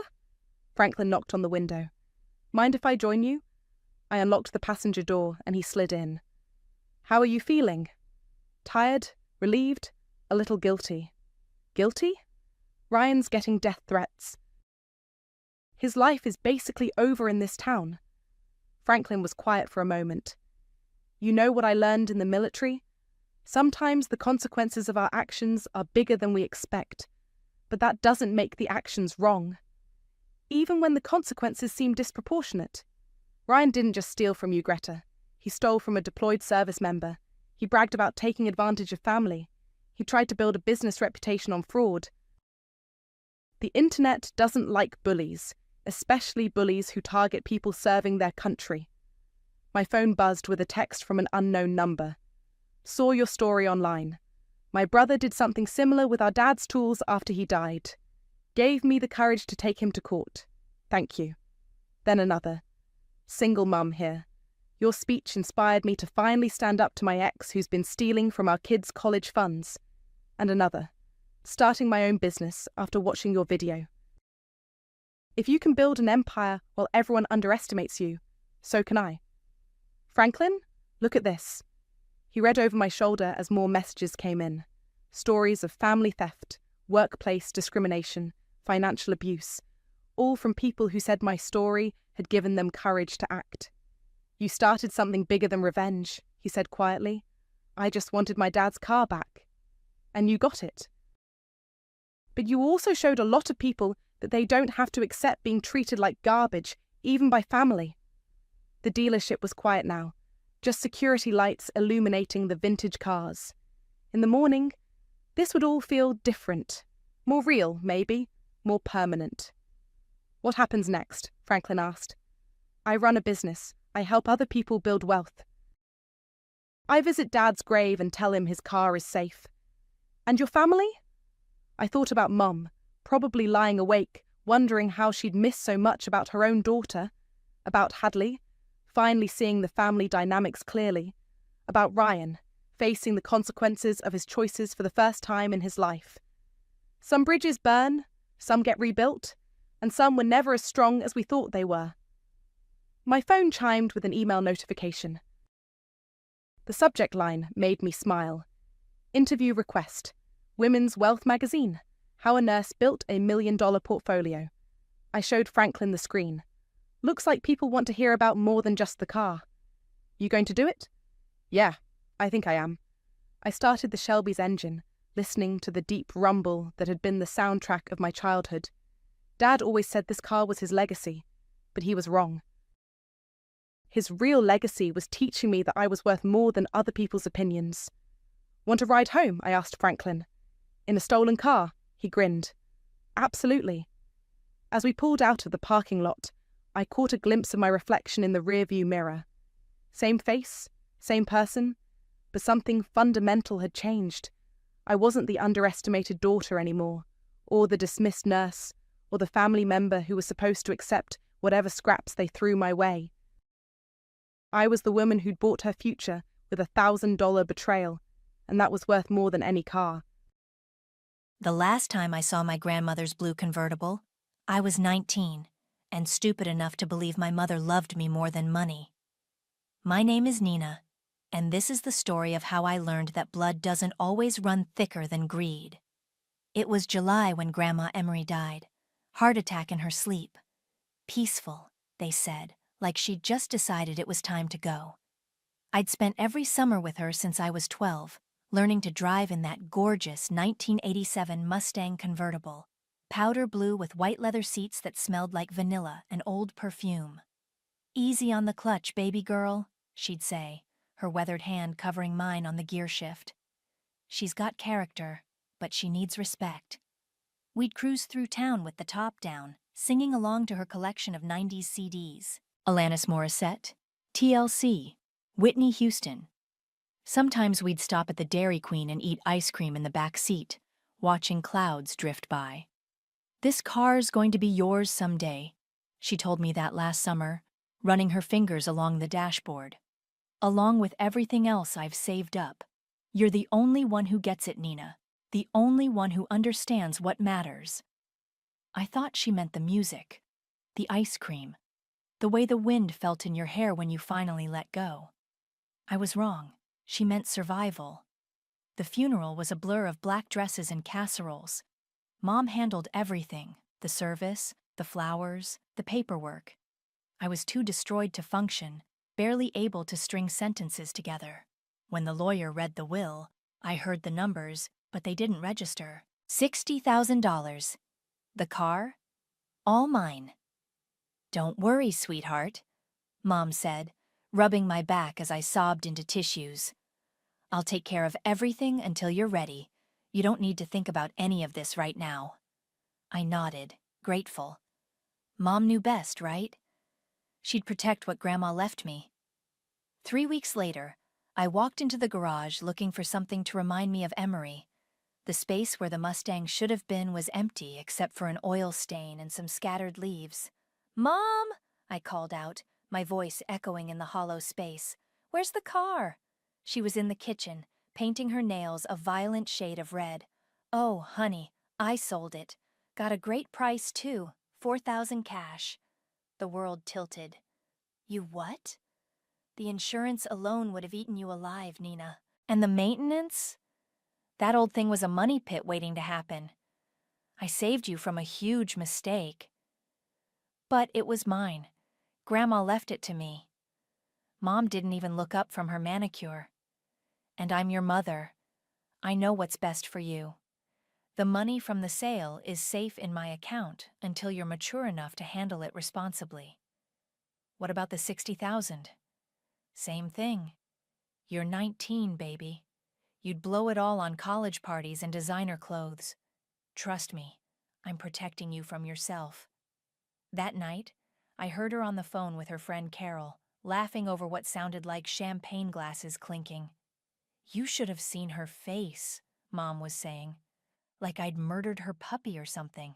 She would have wasted every penny on nonsense anyway. At least now it's being put to good use." I pressed my ear to the wall, my heart hammering. "New highlights next week," she continued, "and I'm finally getting that consultation for the breast lift. God knows I've earned it, dealing with her drama all these years." I slid down the wall and sat on my bedroom floor, staring at nothing. The betrayal felt like drowning in reverse.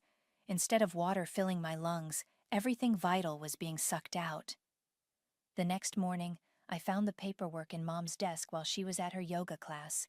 The title transfer, dated 3 days after the funeral. Sale price, $4,000. The buyer's name was someone I'd never heard of. But there was something else. A receipt from a luxury spa, dated the same week. $800 for a grief recovery package. Another receipt from Nordstrom.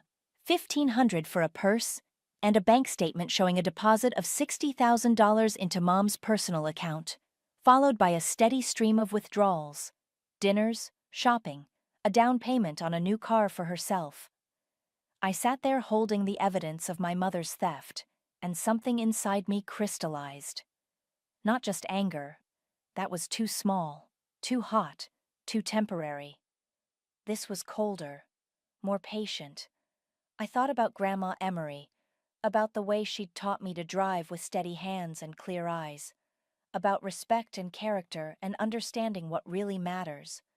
Mom thought she knew what was best for me. She thought I was too young, too stupid, too naive to handle money or responsibility. She was about to learn exactly how wrong she was. The months after finding those receipts were the longest of my life. I'd wake up every morning with rage sitting in my chest like a stone, but I couldn't let it show. Mom would catch me staring at her sometimes, and I'd force a smile, pretend everything was normal. "You're so quiet lately," she'd say, not really concerned, just making conversation while she tried on another new outfit. College stress? Something like that. She'd bought herself a whole new wardrobe with my inheritance. Designer jeans, silk blouses, shoes that cost more than most people's rent. Every morning was a fashion show of my stolen money. I enrolled at the local community college and picked up 2 jobs, one at a coffee shop, another doing data entry at night. Mom thought I was being responsible, finally growing up. She had no idea I was working 16-hour days just to afford textbooks and gas money. "I'm proud of you for taking initiative," she said one evening, admiring her fresh manicure. "See? I knew you'd figure it out eventually." I wanted to throw my coffee cup at her head. Instead, I smiled and went to my room to study. That's where I met Kaysen. He was in my business law class, this older guy who always sat in the back and asked questions that made the professor sweat. After class one day, he approached me. You always take notes like you're planning to memorize the entire legal code, he said. What's your story? Just trying to learn.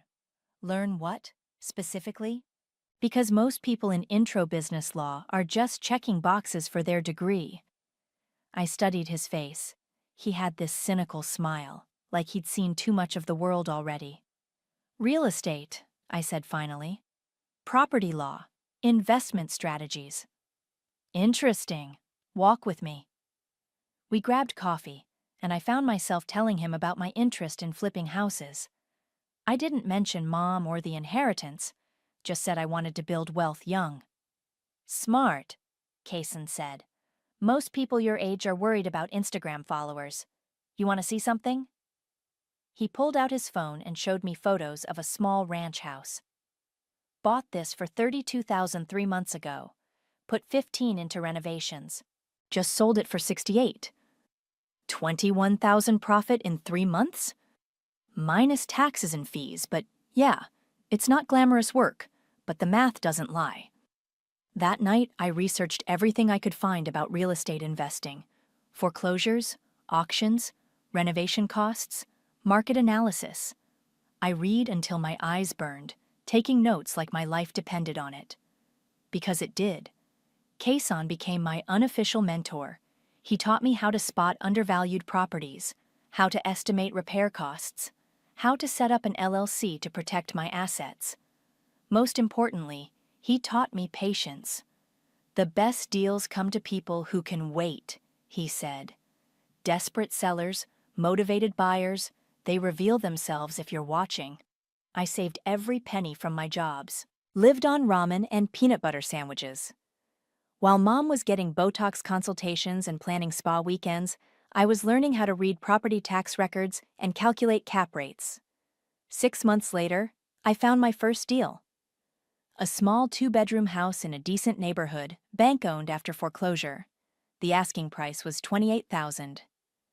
You sure about this? Kaysen asked as we walked through the empty rooms. It needs new flooring, paint, kitchen updates.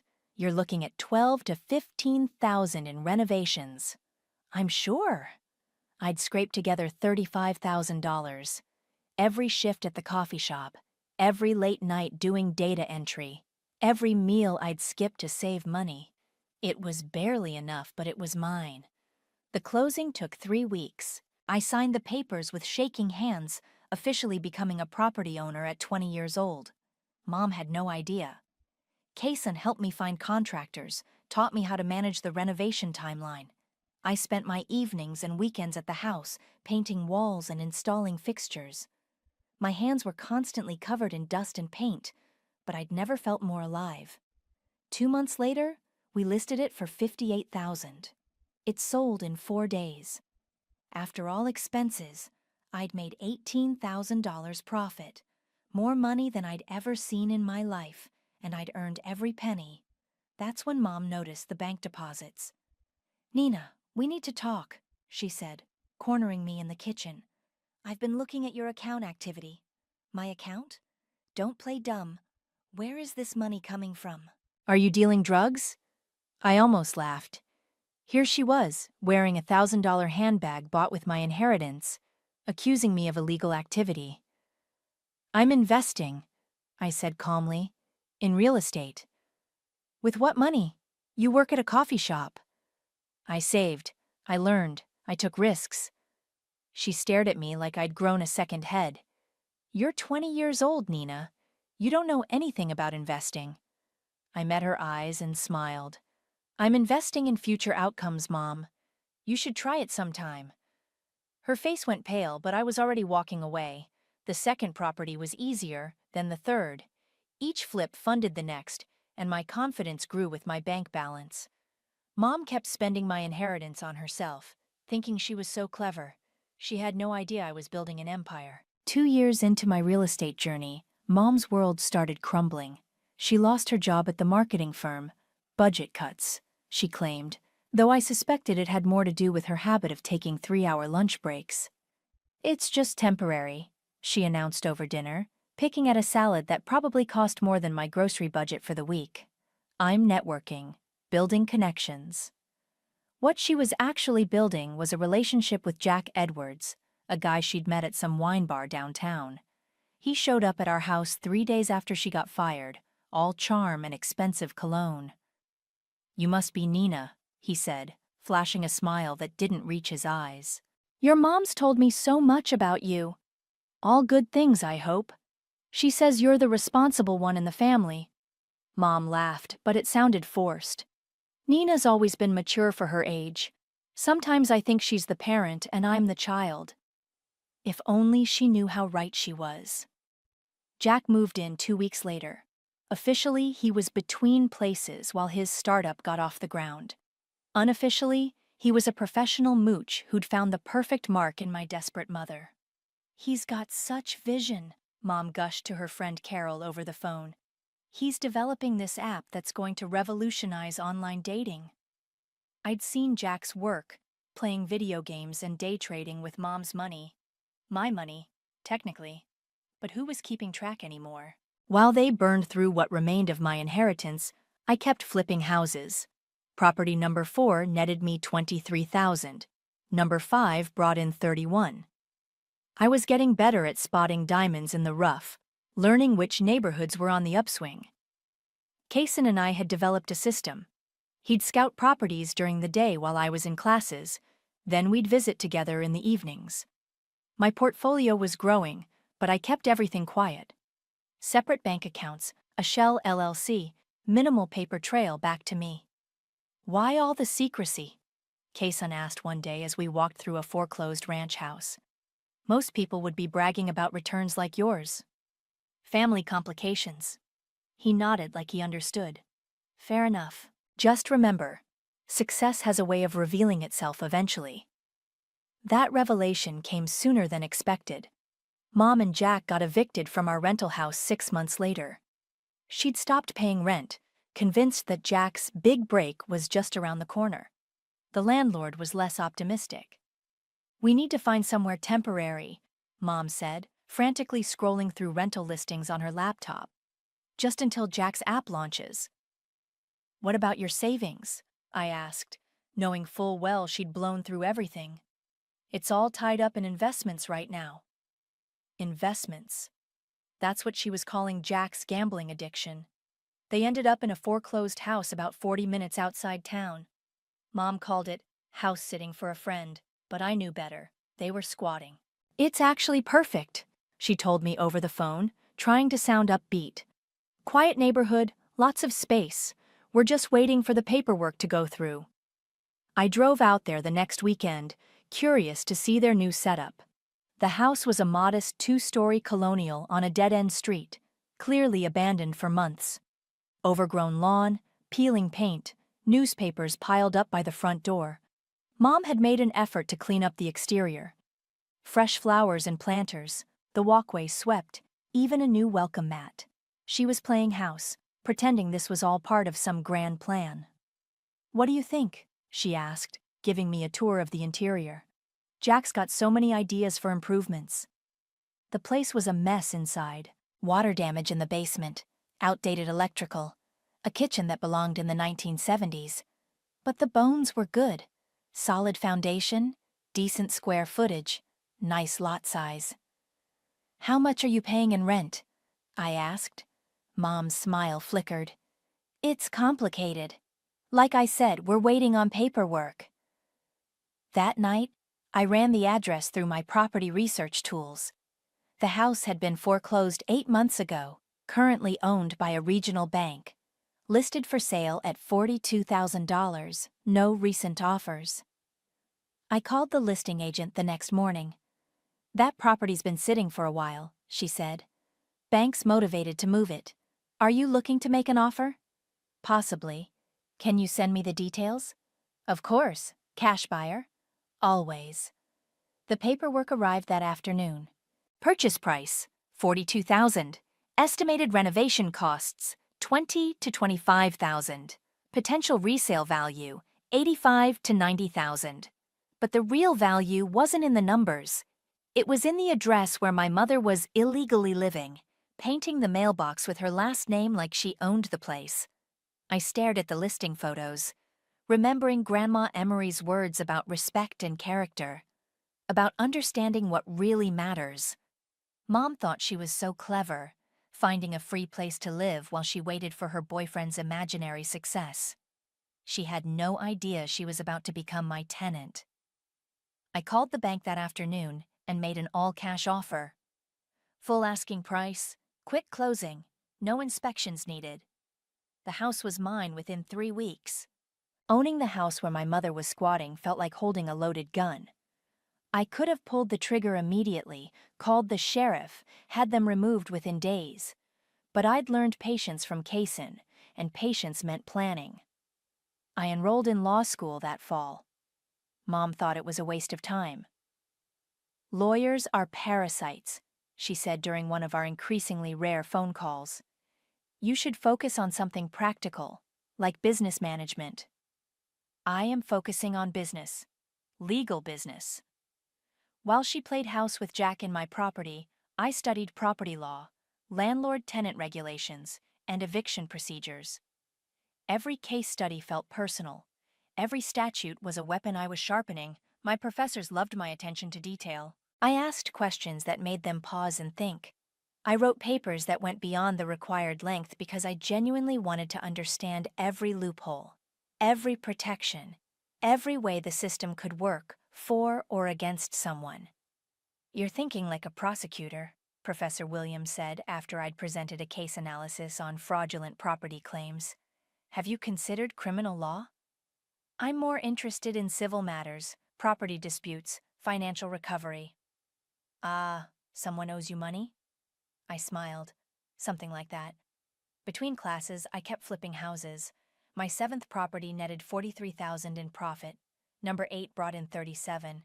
I was building serious wealth, but more importantly, I was building documentation. Every transaction was recorded, photographed, and filed. Every conversation with contractors, every permit application, every bank deposit. I'd learned that paper trails were power, and I was creating an empire of evidence. The breakthrough came during my 2nd semester in a class on digital evidence and modern litigation. We were discussing how social media posts could be used in court cases. "Screenshots aren't enough anymore," the professor explained. "You need metadata, timestamps, proof of authenticity. The courts are getting sophisticated about digital manipulation." That night, I started my real research project. I created fake social media accounts and sent Mom friend requests from people she'd never met. She accepted them all. She was desperate for validation, especially as her real friends started distancing themselves from her increasingly erratic behavior. Through these accounts, I watched her document her own crimes, photos of her and Jack in their house, tagged with the address, posts about home improvement projects they were planning, status updates about how blessed they were to find such a perfect place. But the real gold mine was her private messages. Mom loved to complain, and she'd found a willing audience in her online friends. She bragged about living rent-free, laughed about outsmarting the system, and shared photos of expensive dinners funded by what she called her emergency savings. I screenshotted everything. The metadata showed exact timestamps, locations, even the device she'd used to post. It was a prosecutor's dream. Then I found the crypto wallets. Jack had convinced Mom to invest in cryptocurrency, claiming his insider knowledge would make them rich. She'd converted most of my remaining inheritance into Bitcoin and some obscure altcoins, then watched it lose 60% of its value in 3 months. "It's just a temporary dip," she posted in a crypto trading group. "My boyfriend says we need to hold strong. Diamond hands." The trading history was public record. Every transaction, every loss, every desperate attempt to recover her money by throwing more at increasingly risky investments. She'd gambled away my grandmother's life savings on digital coins with names like Safe Moon and Doge Killer. But the most damaging evidence came from her own mouth. I called her one evening, pretending I was struggling financially and needed advice. "Mom, I'm thinking about taking out student loans. This law school thing is expensive, and I'm barely making ends meet with the coffee shop." "Oh, honey, you should have asked sooner. I could help, but my money's all tied up right now. Tied up how? Investments. Jack's got me diversified across multiple portfolios. Very sophisticated stuff. You wouldn't understand. I pressed record on my phone app. What kind of investments? Cryptocurrency mostly. Some forex trading. We're up huge on paper, but you know how it is. You can't touch the gains until the market stabilizes. That sounds risky. What if you lose it all? Mom laughed. Lose it? Nina, this is generational wealth we're building. Your grandmother's money is finally being put to good use instead of sitting in some boring savings account. Grandma's money? The inheritance, sweetie. I told you I was managing it until you were ready. Well, now it's working for all of us. But that was my money, Mom. And I'm your mother. Everything I do is for your benefit, even if you're too young to understand it right now. Trust me, when Jack's app launches and these crypto investments mature, you'll thank me for being smart with your future. I hung up and stared at the recording. 43 minutes of my mother admitting to theft, fraud, and financial manipulation, all while living illegally in a house I owned. The next morning, I drafted eviction papers, not to file yet, just to have them ready. Legal language felt like poetry when it was working in your favor. Defendants are hereby notified that they are unlawfully detaining the above-described premises. I read the words aloud, savoring each syllable. Mom thought she was protecting me from my own immaturity. She was about to learn exactly how mature I'd become. I drove to the house on a Tuesday morning, legal documents in a manila folder on my passenger seat. 3 years had passed since I'd last seen Mom in person. I wondered if she'd recognize me. The property looked different. Mom and Jack had actually improved it. New shutters, a painted front door, landscaping that made the place look lived in and loved. They'd put work into something that was never theirs. I knocked on the door I legally owned. Coming! Mom's voice called from inside. Footsteps approached, and the door swung open. She stared at me for a long moment, confusion flickering across her face. I'd lost weight, cut my hair short, traded my college hoodies for business attire. Success had changed my posture, my confidence, everything about how I carried myself. Nina? Oh my God, look at you. She pulled me into a hug that felt like hugging a stranger. What are you doing here? Why didn't you call first? We need to talk. Of course. Come in, come in. Jack's at the store, but he'll be back soon. You have to see what we've done with the place. She led me through rooms I'd already seen in the listing photos. They'd painted the walls, installed new fixtures, even put in hardwood floors in the living room. Thousands of dollars in improvements to a house they were stealing. Isn't it gorgeous? Jack has such an eye for design. We're thinking about putting in a deck out back. Really make this place special. Mom, you need to sit down. Something in my tone made her pause. Is everything okay? You sound so serious. I pulled the folder from my bag and set it on the coffee table between us. You're trespassing. What? This house. You don't own it, you don't rent it. You're living here illegally and I need you to leave. Mom laughed, but it sounded nervous. Nina, what are you talking about? This is our house. We've been here over a year. Whose name is on the deed? Well, it's complicated. The previous owners had some financial issues, and we're working with the bank to... Whose name is on the deed, Mom? Her smile faltered. I don't understand why you're being so hostile. Did someone tell you something? Because people in this neighborhood love to gossip and... I opened the folder and pulled out the property deed. Garrett Holdings LLC, that's whose name is on the deed. I don't know what that means. It means I own this house. I bought it 8 months ago. You've been squatting on my property. The color drained from her face. That's impossible. Cash purchase, $42,000. Would you like to see the closing documents? She grabbed the deed with shaking hands, scanning the legal language like it might change if she stared hard enough. This has to be some kind of mistake. You're in college. You work at a coffee shop. You don't have $42,000.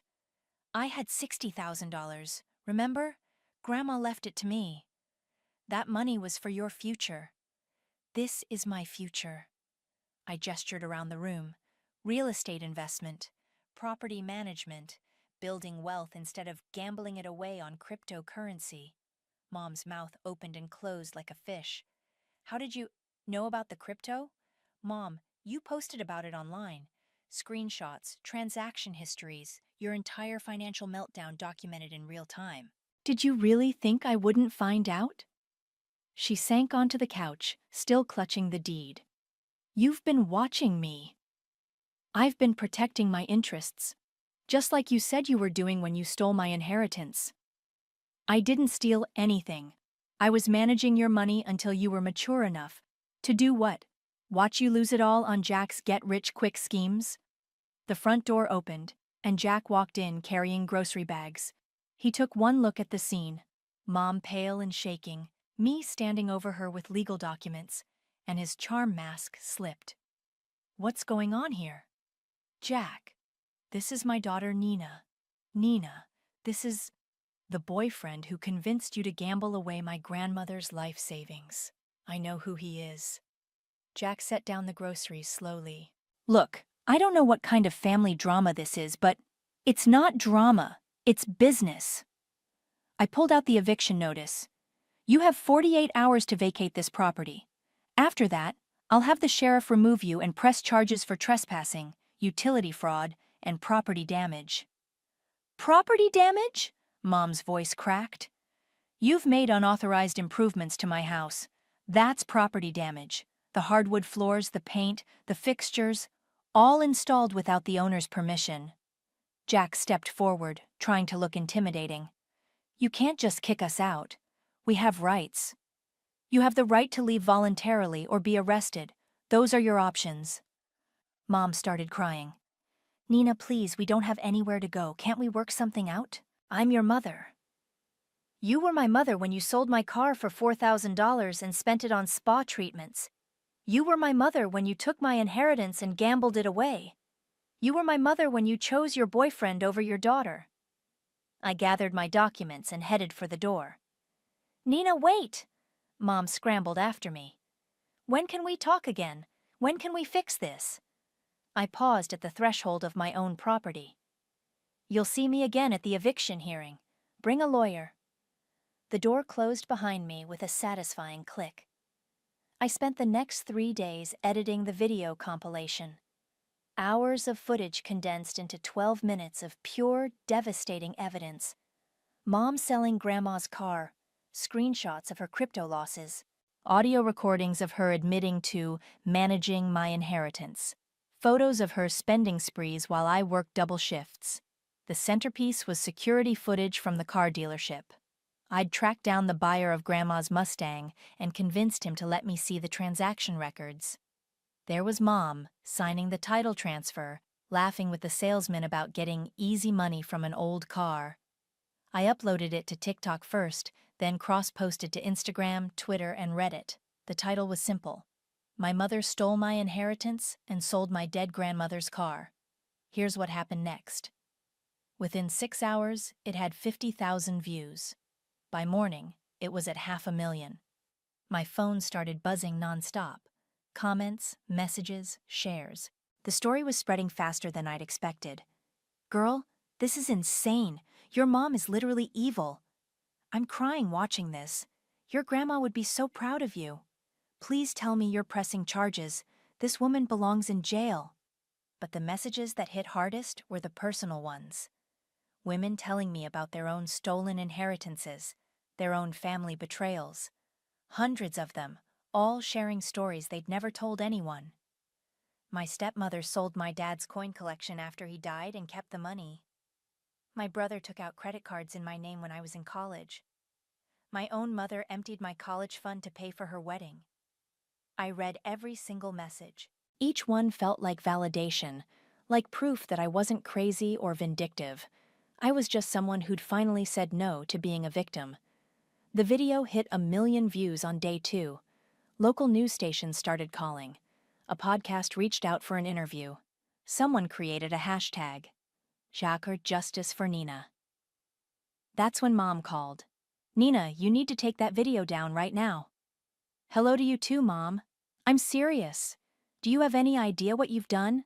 People are calling me at work. Strangers are messaging me on Facebook. Someone posted my address online. Sounds like consequences. This is harassment. It's defamation. I could sue you for this. With what money? You gambled it all away, remember? Her voice cracked. Please, Nina. I know you're angry, but this is destroying my life. Jack left. I can't afford a lawyer. People are treating me like some kind of monster. You are some kind of monster. You stole from your own daughter. I was trying to protect you. From what? Financial security? Independence? The ability to honor my grandmother's memory? She was crying now. Ugly sobs that might have moved me 3 years ago. I made mistakes, okay? I admit that. But this public humiliation isn't justice. It's cruelty. You want to know what cruelty is? Cruelty is watching your mother spend your dead grandmother's money on Botox while you eat ramen for dinner. Cruelty is finding out your inheritance bought someone else's breast implants. I never got breast implants. The consultation was $800. I have the receipt. Silence. Then, how do you have my receipts? I have everything, Mom. Bank statements, transaction histories, social media posts, 3 years of evidence documenting exactly how you spent my money. You've been spying on me for 3 years? I've been building a case for 3 years. There's a difference. The video reached 2 million views by the end of the week. News outlets picked it up. A lawyer in California offered to represent me pro bono if I wanted to pursue criminal charges. But the real victory came when I drove past the house, my house, and saw a moving truck in the driveway. I parked across the street and watched Mom and Jack load boxes into the truck. She looked exhausted, defeated. He looked angry, throwing things around like a child having a tantrum. A neighbor approached my car. Excuse me, are you the landlord? Something like that. Good. Those two were nothing but trouble. Loud parties, packages getting stolen, always claiming they owned the place when anyone asked questions. They won't be back. Thank God. Are you planning to rent it out again? I looked at the house. My first real victory. My proof that patience and planning beat impulsive revenge every time. No. I think I'll renovate it and sell it. Fresh start for everyone. The neighbor nodded approvingly. Smart. This neighborhood's been improving. You'll get a good price. As the moving truck pulled away, Mom looked back at the house one last time. For a moment, our eyes met across the street. She raised her hand like she might wave, then let it drop. I didn't wave back. That night, I posted an update video. Thank you to everyone who shared their stories. You're not alone, and you're not crazy. Sometimes the people who hurt us most are the ones who claim to love us. But that doesn't mean we have to keep letting them. The comments section filled with hearts and fire emojis. Thousands of people celebrating a daughter who'd finally stood up to her mother. It felt like the whole world was watching. And for once, I was the one in control of the story. The courthouse was packed. Word had spread about the case, and people showed up like it was entertainment. I recognized some faces from the viral video comments, supporters who'd driven hours to watch justice play out in real time. Mom sat at the defendant's table with a public defender who looked like he'd rather be anywhere else. She'd aged years in the past month. Her hair was unwashed, her clothes wrinkled, and she kept glancing nervously at the gallery full of strangers. Jack was nowhere to be seen. He'd abandoned her the moment the video went viral, just like I'd predicted. All rise for the Honorable Judge Martinez. The judge was a stern-looking woman in her 50s who'd clearly done her homework. She had a thick folder of evidence on her bench and reading glasses that made her look like she could see straight through lies. This is a civil case regarding unlawful detainer and restitution, she began. Miss Nina, you're representing yourself? Yes, Your Honor. I'm a third-year law student. And Ms. Wendy, you're represented by the Public Defender's Office? Mom's lawyer stood up. Yes, Your Honor. We're requesting a continuance to review the extensive evidence provided by the plaintiff. Motion denied. You've had 2 weeks. Let's proceed. I stood and walked to the podium, my presentation materials organized in neat folders. 3 years of planning had led to this moment. Your Honor, this case is straightforward. The defendant unlawfully occupied my property for over a year, caused thousands of dollars in damage through unauthorized improvements, and committed utility fraud by having services connected under false pretenses. I pulled out the property deed, the utility bills, and photos of the improvements. But this case is also about something bigger, the systematic theft of a $60,000 inheritance left to me by my deceased grandmother. Mom's lawyer objected. Your Honor, the inheritance matter is outside the scope of this proceeding. Overruled. The plaintiff may establish motive and pattern of behavior. I clicked to my first slide, a timeline of Mom's spending after Grandma's death. The defendant gained access to my inheritance through emotional manipulation during my grief period. She then spent the money on personal luxuries while I worked multiple jobs to afford basic necessities. The evidence spoke for itself. Bank statements showing the $60,000 deposit, followed by withdrawals for spa treatments, designer clothes, and cryptocurrency investments. Screenshots of Mom's social media posts bragging about her spending sprees. The defendant claimed she was protecting my inheritance, but the evidence shows she gambled away 80% of it on high-risk investments suggested by her boyfriend. I played the audio recording of Mom admitting to using Grandma's money for her crypto portfolio. Her voice filled the courtroom, casual and dismissive, as she explained how she was building generational wealth with my inheritance. Mom buried her face in her hands. Your Honor, the property occupation was simply the final step in a pattern of financial abuse. The defendant believed she could take whatever she wanted from me because I was too young to stop her. I presented the social media evidence, Mom's posts about living rent-free and outsmarting the system, photos of her and Jack in my house tagged with the address, bragging about their free accommodations. The defendant documented her own crimes, Your Honor.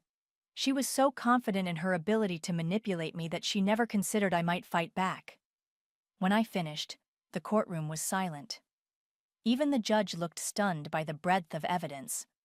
Mom's lawyer stood for his defense. Your Honor, my client admits to making poor financial decisions, but she genuinely believes she was acting in her daughter's best interests. The inheritance was placed in her care during a time of grief. She stole it, I interrupted. She stole my car, she stole my money, and she stole a year of free housing.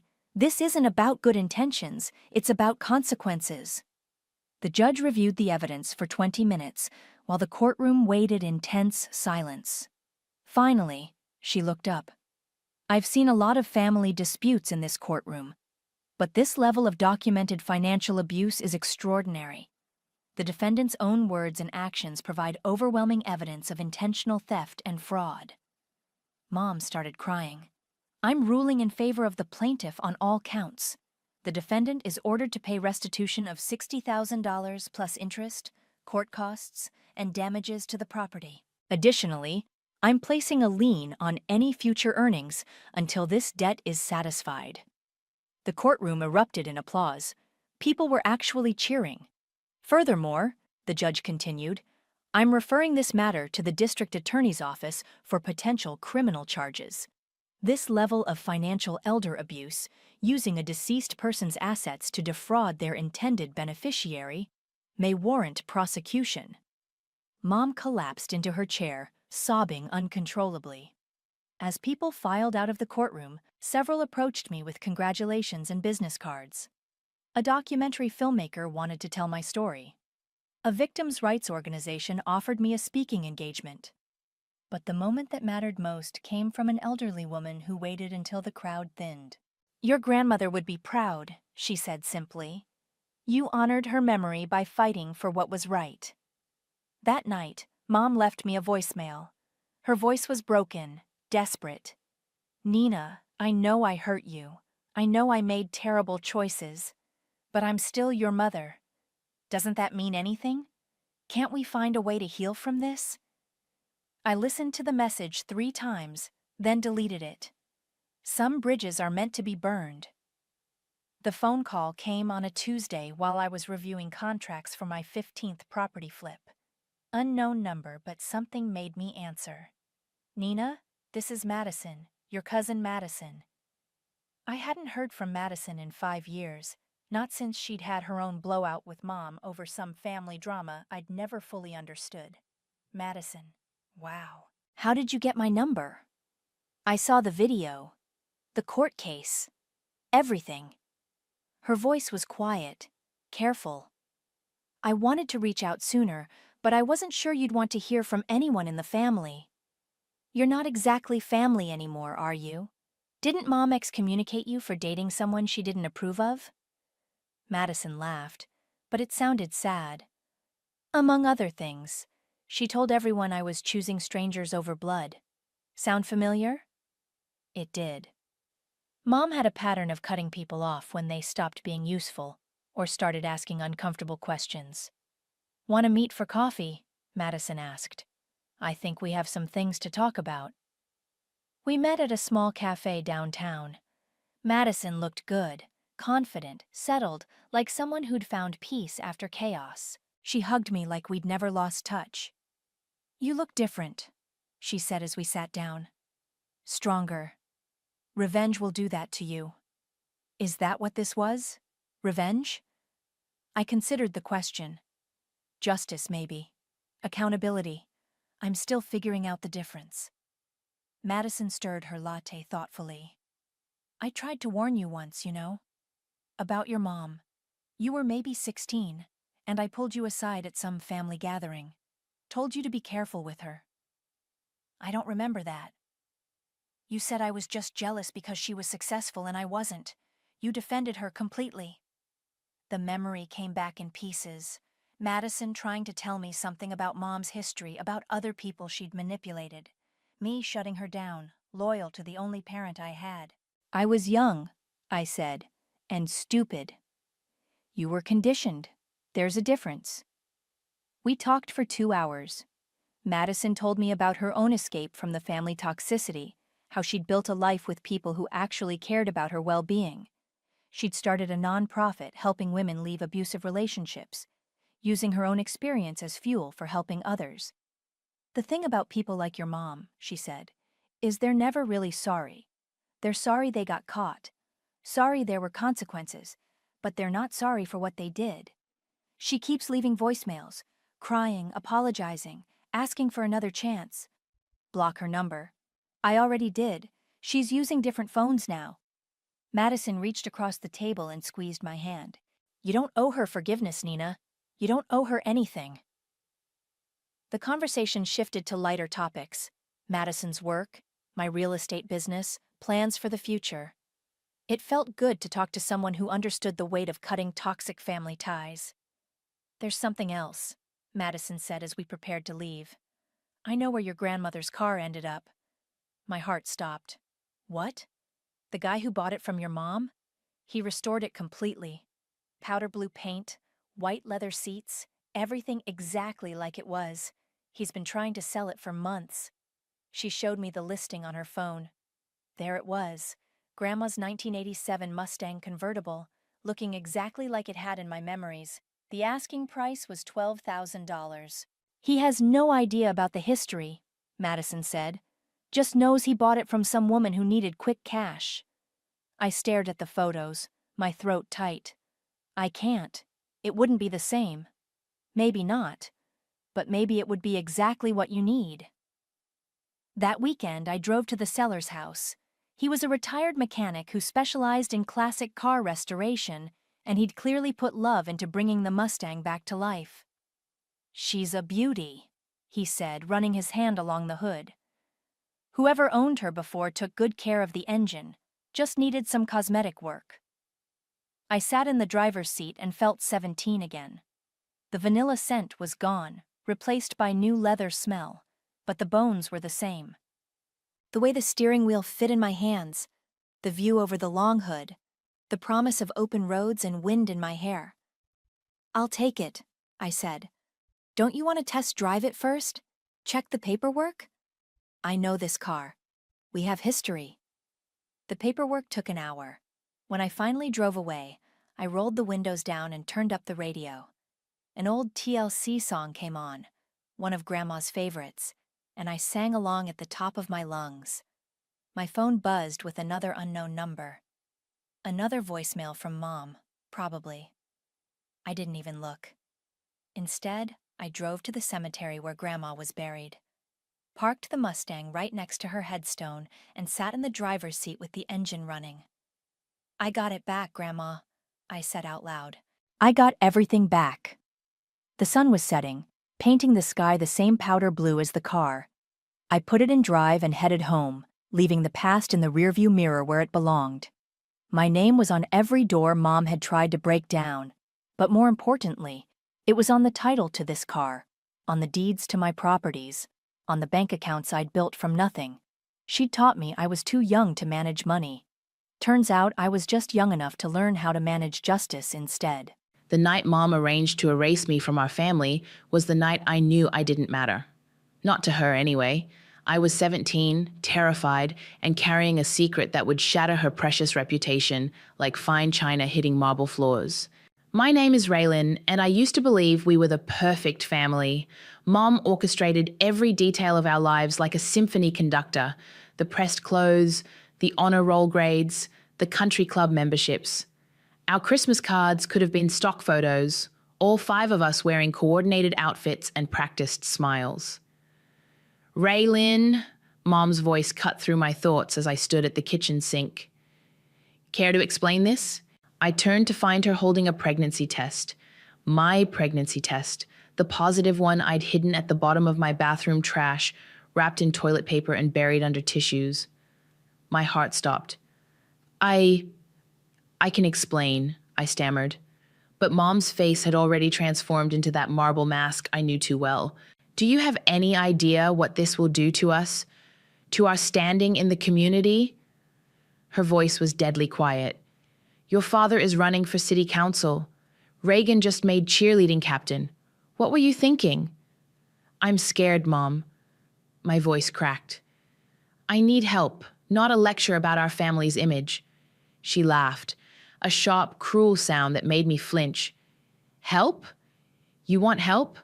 I'll help you fix this mess before anyone finds out. Dr. Harrison owes me a favor. We'll handle this quietly. No. I wrapped my arms protectively around my stomach. I'm keeping my baby. Mom's eyes narrowed. You're 17. You can barely take care of yourself. Don't be ridiculous. I'll figure it out. Please, just support me. That's all I'm asking. Support you? She stepped closer, her designer perfume suffocating me. Do you know how many years I've spent building this family's reputation? How many doors I've opened for you children? And you want to throw it all away for some teenage mistake? Dad chose that moment to walk in, his usual pleasant smile faltering as he read the room. Everything okay in here? Your daughter is pregnant, Mom announced, tossing the test onto the counter like it was contaminated. Tell her she's being unreasonable. Dad's face paled. He looked between us, mouth opening and closing like a fish. Christine, maybe we should discuss this calmly. There's nothing to discuss. Mom's voice was steel. She either terminates or we arrange a private adoption. Those are the only options that won't destroy this family. Mom, please. I reached for her hand, but she jerked away. Don't touch me. You have until tomorrow to decide. After that, I'm making the decision for you. Reagan appeared in the doorway, 13-year-old Cadence peeking around her shoulder. Their eyes were wide, scared. I wanted to run to them, to beg them to stand up for me, but they quickly disappeared when Mom shot them a look. I won't kill my baby, I whispered. Mom's face hardened. Then adoption it is. I'll make the arrangements. You'll finish the school year from home. We'll say you're doing a study abroad program. After the baby is born, you'll go to college out of state. No one needs to know about this incident. Christine, Dad tried again, but she silenced him with a glare. And if I refuse? My voice was stronger than I felt. Mom turned to me, her expression cold enough to freeze hell itself. Then you can leave, right now. Take your shame and your mistakes with you, but don't expect any support from this family. You're either with us or you're not family at all. I looked at Dad, pleading silently, but he just stared at the floor. Some distant part of me had hoped he'd finally stand up to her, finally choose me over her iron will. I should have known better. I'll pack my things, I said quietly. Mom's laugh was bitter. Pack light. You have 30 minutes before I call the police to report a trespasser. I walked out of that kitchen knowing my life would never be the same. Behind me, I heard Reagan crying, Cadence asking questions in her small voice, Dad's weak attempts to reason with Mom. But I didn't look back. I couldn't have known then that this moment, this cruel, heartbreaking moment, would be the foundation I'd build my empire on. Sometimes the worst betrayals birth the strongest survivors. Living in my car wasn't the future I'd imagined for myself. The first week, I kept thinking Mom would call, that she'd realize what she'd done and beg me to come home. By week 3, I'd stopped checking my phone. The library became my sanctuary, free Wi-Fi, clean bathrooms, and most importantly, warmth. I'd spend hours there, using their computers to look for jobs while trying not to look homeless. You've been here every day this week, the librarian said one morning, sliding a cup of coffee across the desk. I'm Sella. I wrapped my hands around the warm cup, fighting tears. It was the first kind gesture I'd experienced in weeks. Raylan, thank you. There's a diner down the street hiring servers, she said casually. The owner's my friend. Want me to put in a word? That's how I met Moises. He took one look at my situation and hired me on the spot. Kitchen opens at 5 a.m., he said. You can shower in the employee bathroom and grab breakfast before your shift. The work was exhausting, but it gave me purpose. Every tip went into a jar labeled baby fund, though I knew it wouldn't be nearly enough. One night after closing, Moises found me crying in the break room. Talk to me, kid. I got a letter today. I handed him the crumpled paper. The adoption agency Mom chose, they found a family. They want a closed adoption. I'll never know my baby. Moises read the letter, his jaw tightening. Your mother arranged this without your consent? She said it's this or the streets. And, well, I gestured to my uniform, stained with grease and coffee. Here I am. Here you are, fighting. He sat beside me. Listen, my sister went through something similar. There are organizations that can help. You have rights. But before we could discuss it further, the bell above the diner door chimed. I froze when I saw Reagan standing there looking nervous. Ray? Her voice was small. Can we talk? Moises squeezed my shoulder and disappeared into the kitchen, giving us privacy. Mom doesn't know I'm here, Reagan said quickly. She's forbidden us from contacting you. Says you're dead to the family. The words hit like physical blows. Then why are you here? Because you're my sister. Her eyes filled with tears. And what Mom's doing? It's wrong. Cadence keeps asking where you are. Dad drinks more now. Nothing's the same. Good, I said, surprising myself with the bitterness in my voice. Let it all fall apart. Please, just come home. Give the baby up like Mom wants. We can fix this. I laughed harshly. Fix what? The fact that our mother cares more about her image than her pregnant, homeless daughter? That Dad's too weak to stand up to her? That you and Cadence watched me pack my life into a duffel bag and said nothing? You don't understand the pressure. No, you don't understand. My voice rose. I'm sleeping in my car, working doubles to afford prenatal vitamins, and trying to figure out how to give birth alone. So don't talk to me about pressure. Reagan reached for my hand, but I pulled away. Just think about it, okay? Mom says there's still time. Get out. My voice was ice. Tell Mom I got her message about the adoption. Tell her she wins. But also tell her this. Someday, when she least expects it, I'll make her regret throwing me away. After Reagan left, Moises returned with a set of keys. There's an empty studio above the diner. It's not much, but it's yours if you want it. We can work out the rent through extra shifts. I stared at the keys, overwhelmed. Why are you helping me? Because everyone deserves a chance to write their own story. He smiled, even if it's not the one their family planned for them. That night, as I lay on the thin mattress in my new apartment, my phone buzzed with a text from an unknown number. Your daughter has been placed with the Wilkinson family. As requested by the adoptive parents, no further contact will be permitted. Case closed. I pressed my hands to my stomach, feeling my baby move. I'm sorry, I whispered. But I promise, somehow, someday I'll find you again.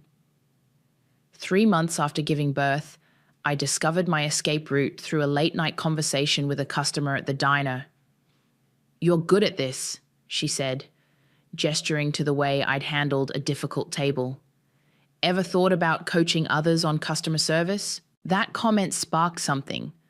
That night after my shift, I created my first social media post, From Homeless to Hopeful, Free Customer Service Tips from a Waitress Who's Seen It All.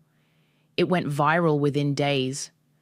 Look at these numbers, Moises said, scrolling through my phone during our break. People are eating this up. Your story's real, raw. I was already typing my next post. It's not just customer service tips anymore. People keep messaging me about starting over, about surviving when everything falls apart. Salah burst through the diner door, waving her laptop. You need to see this. Someone shared your story in a women's business group. They're asking for more content, maybe even workshops. Workshops? I laughed. I live in a studio apartment above a diner. For now, Moises said, his expression serious. But what if we turned this into something bigger? I've got business experience, you've got the story and the skills. That's how Phoenix Rising was born. Our company dedicated to helping women rebuild their lives after personal disasters.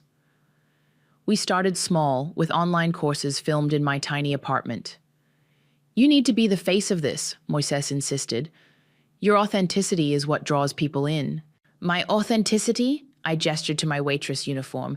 I'm barely keeping it together. Exactly, he grinned. You're not some polished guru preaching from a mansion. You're in the trenches, fighting your way up. That's what people connect with. Our first workshop sold out in hours. I stood in front of 30 women, hands shaking, and told my story. Not the sanitized version, but the real one. About being kicked out, about losing my baby, about sleeping in my car. But this isn't about revenge, I told them, even though part of me knew it was a lie. It's about rising above what breaks you. After the workshop, a woman approached me, tears in her eyes. My parents did the same thing to me 20 years ago. I've never told anyone until now. That night, I couldn't sleep. Stories kept pouring in through our website. Women sharing their own experiences of family betrayal, of starting over, of fighting back. We need to expand, Moises said one morning, spreading paperwork across our usual booth. Get an actual office, hire staff. This is bigger than we imagined. I was about to respond when my phone rang. Reagan's number flashed on the screen. Ray? Her voice was shaky. Have you seen the news? What news? Dad's company. It's in trouble. Gordon convinced them to invest everything in this development project, but it fell through. Mom's freaking out. I gripped the phone tighter. Why are you telling me this? Because... She hesitated. Mom's been asking about you, seeing if anyone knows what you're doing. I think she's worried about money. I laughed bitterly. Now she wants to know about me? Tell her to check social media. I'm not exactly hiding. After hanging up, I turned to Moises. You're right. It's time to expand. But I want to do something first. I hired a private investigator that afternoon. Find my daughter, I told him. Her name is Ariel Wilkinson. She'd be 15 now. You sure about this? Selah asked later, as we sorted through applications for our new office space. Finding her might open old wounds. Everything I'm building, I gestured to the growing pile of success stories on our website. It's all because of her, because of what happened. She deserves to know the truth. My phone buzzed with another message from Reagan. Mom saw your website. She's not happy about you sharing family business online. Says you're making us look bad. I smiled, thinking of the empire I was building from the ashes of their rejection. Tell Mom she hasn't seen anything yet. The real show is just beginning. The PI's report arrived a week later. My hands trembled as I opened it. Ariel Wilkinson, honor student at Lincoln High School, just 3 towns over.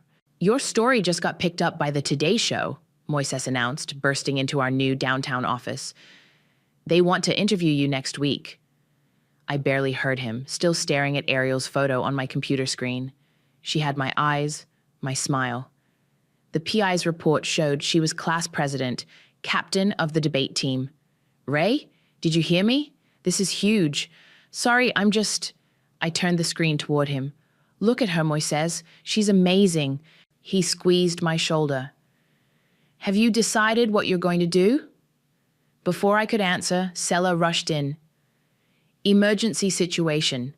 There's a woman in the lobby asking specifically for you. Says she's Ariel's adoptive mother. My heart stopped. What? She looks desperate, Ray.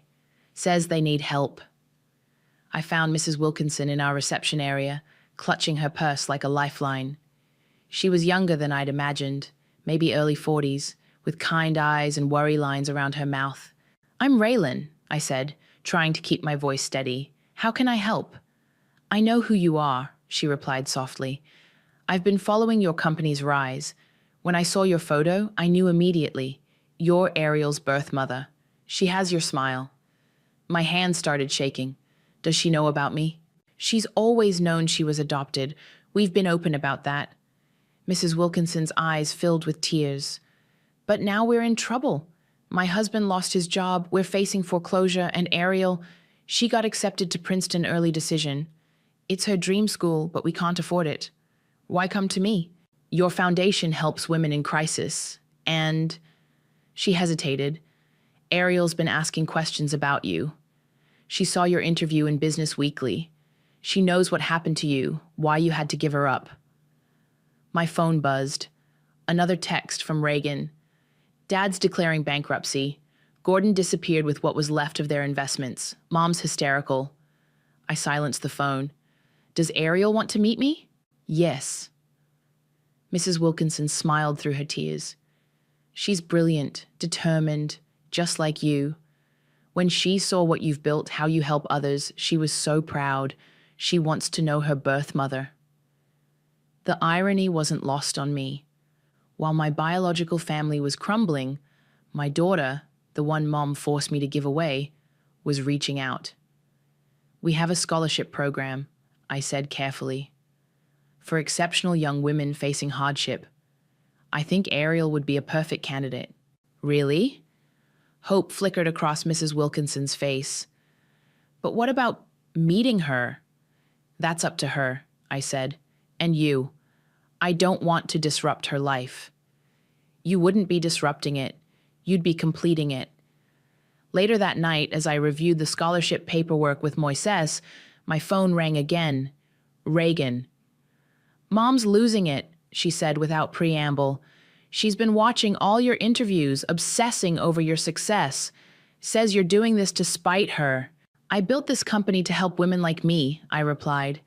Women who were thrown away by the people who should have protected them. We're about to lose everything, Ray. The house, Dad's company, our reputation. Karma's funny that way. Mom's talking about coming to your next event. Says she wants to make things right. I thought about the Foundation's upcoming gala, our biggest event of the year. Tell her not to bother. I'm done with her version of right. After hanging up, I opened my email to find a message from Ariel herself. Dear Raylan, I know who you are. I've watched every interview, read every article. What my grandmother did to you was unforgivable. But what you've built from that pain is incredible. I'd like to meet you, if you're willing. Ariel. Attached was a photo of her holding her Princeton acceptance letter, beaming with pride. You okay? Moises asked, watching me wipe away tears. Better than okay. I smiled, thinking of the gala plans, of Ariel's scholarship, of Mom's impending attempt at reconciliation. Everything's falling into place exactly as it should. The pieces of my revenge were finally coming together, but now it felt like something more, something like justice. The cafe where I arranged to meet Ariel was neutral ground, a quiet place downtown with good coffee and better privacy. I arrived 30 minutes early, my heart threatening to burst through my chest. You must be Raylan, a voice said behind me. I turned to find a tall, confident teenager with my eyes and smile. I'm early, I know. I couldn't wait. We hugged awkwardly, then sat down. For a moment, neither of us spoke. I have your nose, Ariel said finally, breaking the tension. Mrs. Wilkinson, always wondered where it came from. You can call her Mom, I said quickly. She raised you, loved you. She is your mom. Can't I have two? Ariel's direct gaze reminded me of myself at her age. Mrs. Wilkinson told me everything. About your mother, about what happened. I've been following your story for months. The waiter brought our drinks, her hot chocolate, my black coffee. I need you to know something, I said. Giving you up. It wasn't my choice. But your adoptive parents gave you everything I couldn't then. I know. Ariel reached across the table, squeezing my hand. But look at what you've built. You help women who are going through what you went through. That's amazing. Speaking of which, I pulled out an envelope. Your scholarship paperwork, full ride to Princeton, plus living expenses. Her eyes widened. Really? But won't people think it's favoritism? You earned this on merit. Your grades, your leadership roles, they speak for themselves. The fact that you're my daughter, that's just a bonus. We spent hours talking. About her dreams of becoming a human rights lawyer. About my journey from homeless teenager to CEO. It felt natural, like filling in missing pieces of a puzzle. There's something else you should know, I said as afternoon turned to evening. Your grandmother, my mother, she's trying to come back into my life. The family's in financial trouble. Ariel's face hardened. After what she did to you? To us? They're planning to show up at my foundation's gala next week. Mom wants to make amends publicly. Sounds more like she wants to cash in on your success. Ariel's perception was sharp. What are you going to do? Before I could answer, my phone buzzed. Reagan again. Ray, please. Her voice was desperate. Cadence just got accepted to college, but we can't afford it now. Mom's talking about crashing your gala, making some big public apology. She thinks you'll help us if she humbles herself. Humbles herself? I laughed bitterly. She threw me out like garbage, made me give up my baby, and now she wants my help? We're family. No, Reagan, family doesn't do what she did, what all of you did. After hanging up, I looked at Ariel. How would you like to be my special guest at the gala? Her eyes lit up. Really? But what about... It's time everyone knew the truth. All of it. Are you ready for that? She straightened in her chair, looking every bit the future lawyer she wanted to become. More than ready. They should know what their actions cost us both. Later that night, I met with Moises and Selah at the office. Are you sure about this? Selah asked. Going public with Ariel, confronting your family, it's going to be explosive. That's the point. I showed them the gala plans. Mom wants to make a public apology? Fine. But it'll be on my terms, with my truth. The press will have a field day, Moises warned. Let them. Every woman who's ever been shamed, silenced, or thrown away by their family deserves to see this. My phone buzzed one last time. A text from Cadence. Mum's picking out a dress for your gala. Says it needs to look humble but expensive. Please don't hurt her too badly, Ray. She's still our mother. I looked at Ariel's scholarship paperwork, then at the gala plans. Sometimes, I texted back, being a mother means facing the consequences of your choices. The stage was set. In 1 week, everything would change. The ballroom buzzed with energy as staff made final preparations for the gala. Photographers set up their equipment, caterers arranged elaborate displays, and my team rushed around with clipboards and earpieces. Your mother just arrived, Moises said, appearing at my side. She's in the lobby with your father and sisters. Security's keeping them there until you give the word. I smoothed my red dress, chosen specifically because Mom always said red was too bold, too attention-seeking. Let them wait. Ariel emerged from the green room, stunning in a midnight blue gown. Ready for this? Are you? I checked her microphone. Once we do this, there's no going back. Your life will change. My life changed the moment your mother forced you to give me up. She squeezed my hand. Let's make it mean something. Selah rushed over, tablet in hand. Reagan's asking to speak with you, says it's urgent. I found Reagan pacing the lobby, looking expensive but tired. Mom, Dad, and Cadence sat rigidly on nearby chairs, like royalty waiting for an audience. Whatever you're planning, Reagan whispered, pulling me aside, please reconsider. Mom's prepared this whole speech about family healing and forgiveness. Of course she has. I laughed. Let me guess. She'll cry prettily, talk about maternal love and mistakes made with good intentions. She's still our mother. No. My voice was steel. She stopped being my mother the night she gave me 30 minutes to pack my life into a duffel bag. Mom stood up, smoothing her designer dress. Raylene, darling, you look successful. Save it. I turned to the security team. Escort them to table 13, front row, perfect view of the stage. Back in the green room, Moises reviewed the schedule. Opening speeches, scholarship presentations, then your keynote. That's when everything changes. I checked my phone, messages from reporters already arriving, eager for the promised special announcement. The gala began. I watched from backstage as guests filled the ballroom, as cameras flashed, as Mom held court at her table like she belonged there. 5 minutes, Selah warned. Ariel appeared beside me. Your sister Cadence keeps looking at me funny. I think she sees the resemblance. Soon everyone will.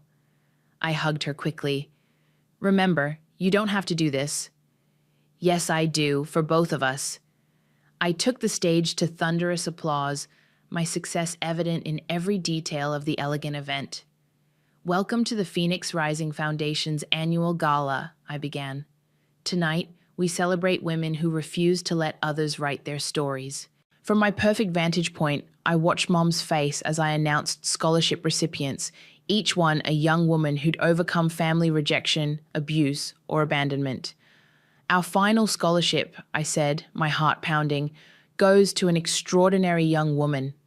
Brilliant, resilient, and proof that sometimes our greatest gifts come from our deepest wounds. Mom sat straighter, probably expecting me to announce Cadence's name, to extend an olive branch. Please welcome Ariel Wilkinson. The room applauded as Ariel walked on stage. I heard Cadence's sharp intake of breath, saw Reagan's hand fly to her mouth, watched Dad's face drain of color, but Mom's expression shifted from confusion to horror as recognition dawned. Many of you know my story, I continued, my voice carrying clearly through the silent room.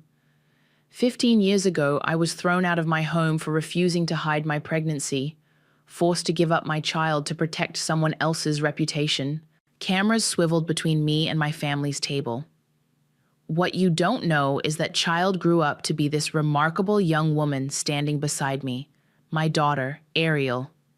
The room erupted in gasps and whispers. Mom stood up, her face ashen.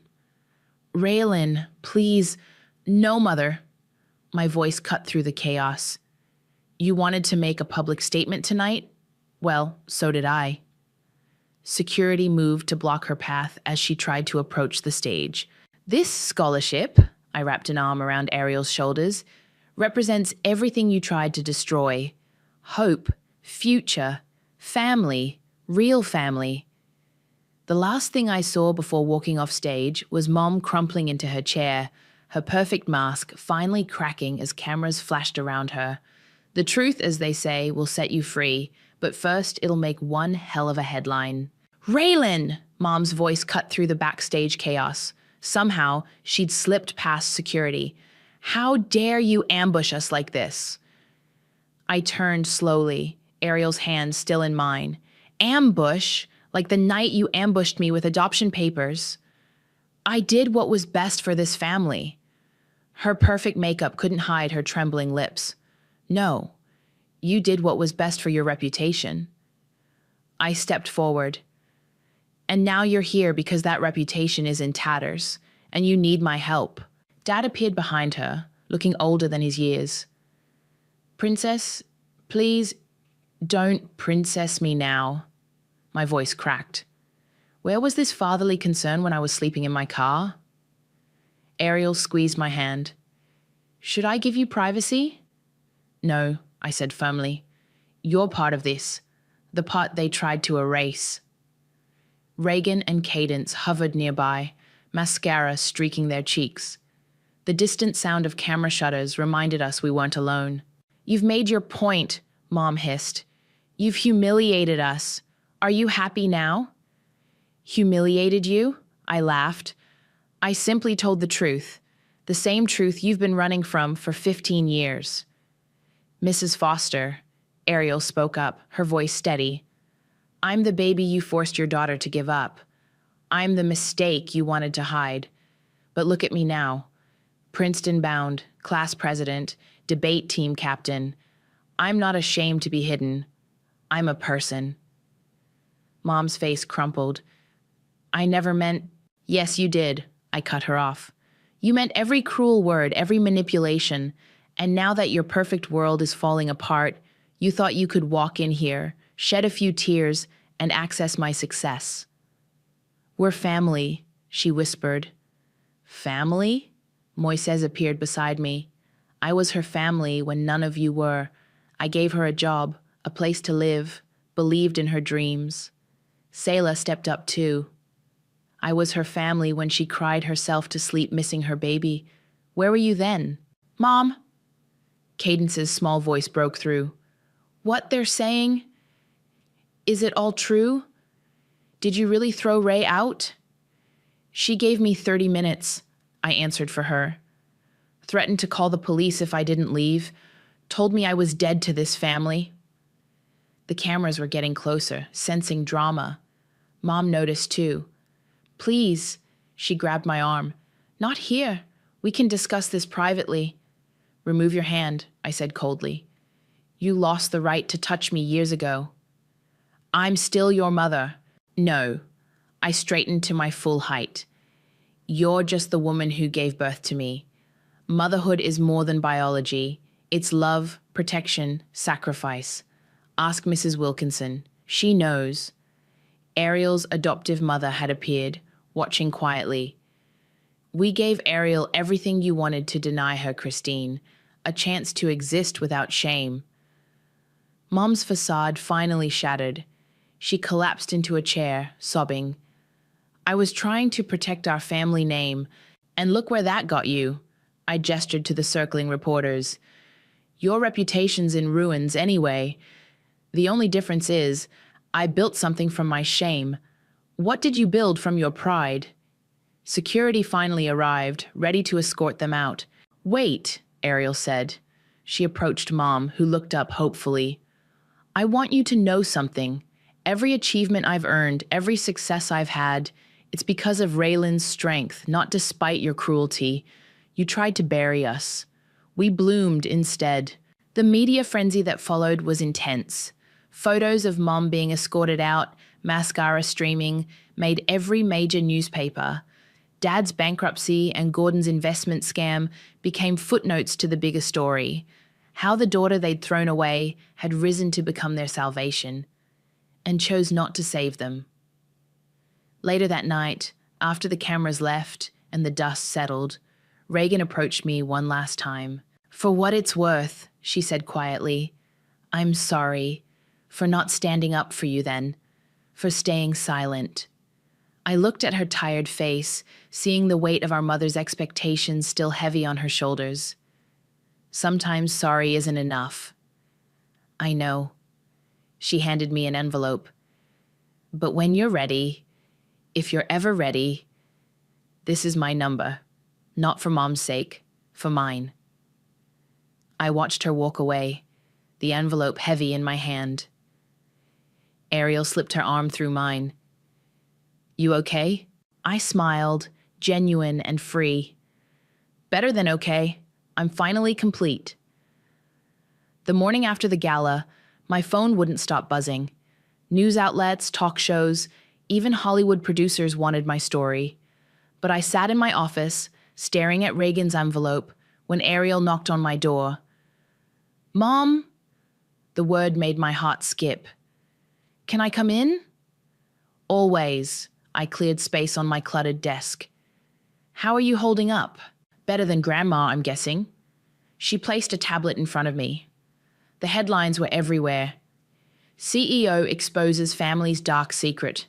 From homeless teen to empire builder, mother-daughter reunion shocks elite society. "Your other grandmother called," I said. "She's worried this attention might be too much for you." "Mrs. Wilkinson understands. She says healing happens in the light, not in shadows." Moises burst in, waving his phone. "The scholarship fund has exploded. Donations are pouring in. Women everywhere are sharing their stories of family rejection."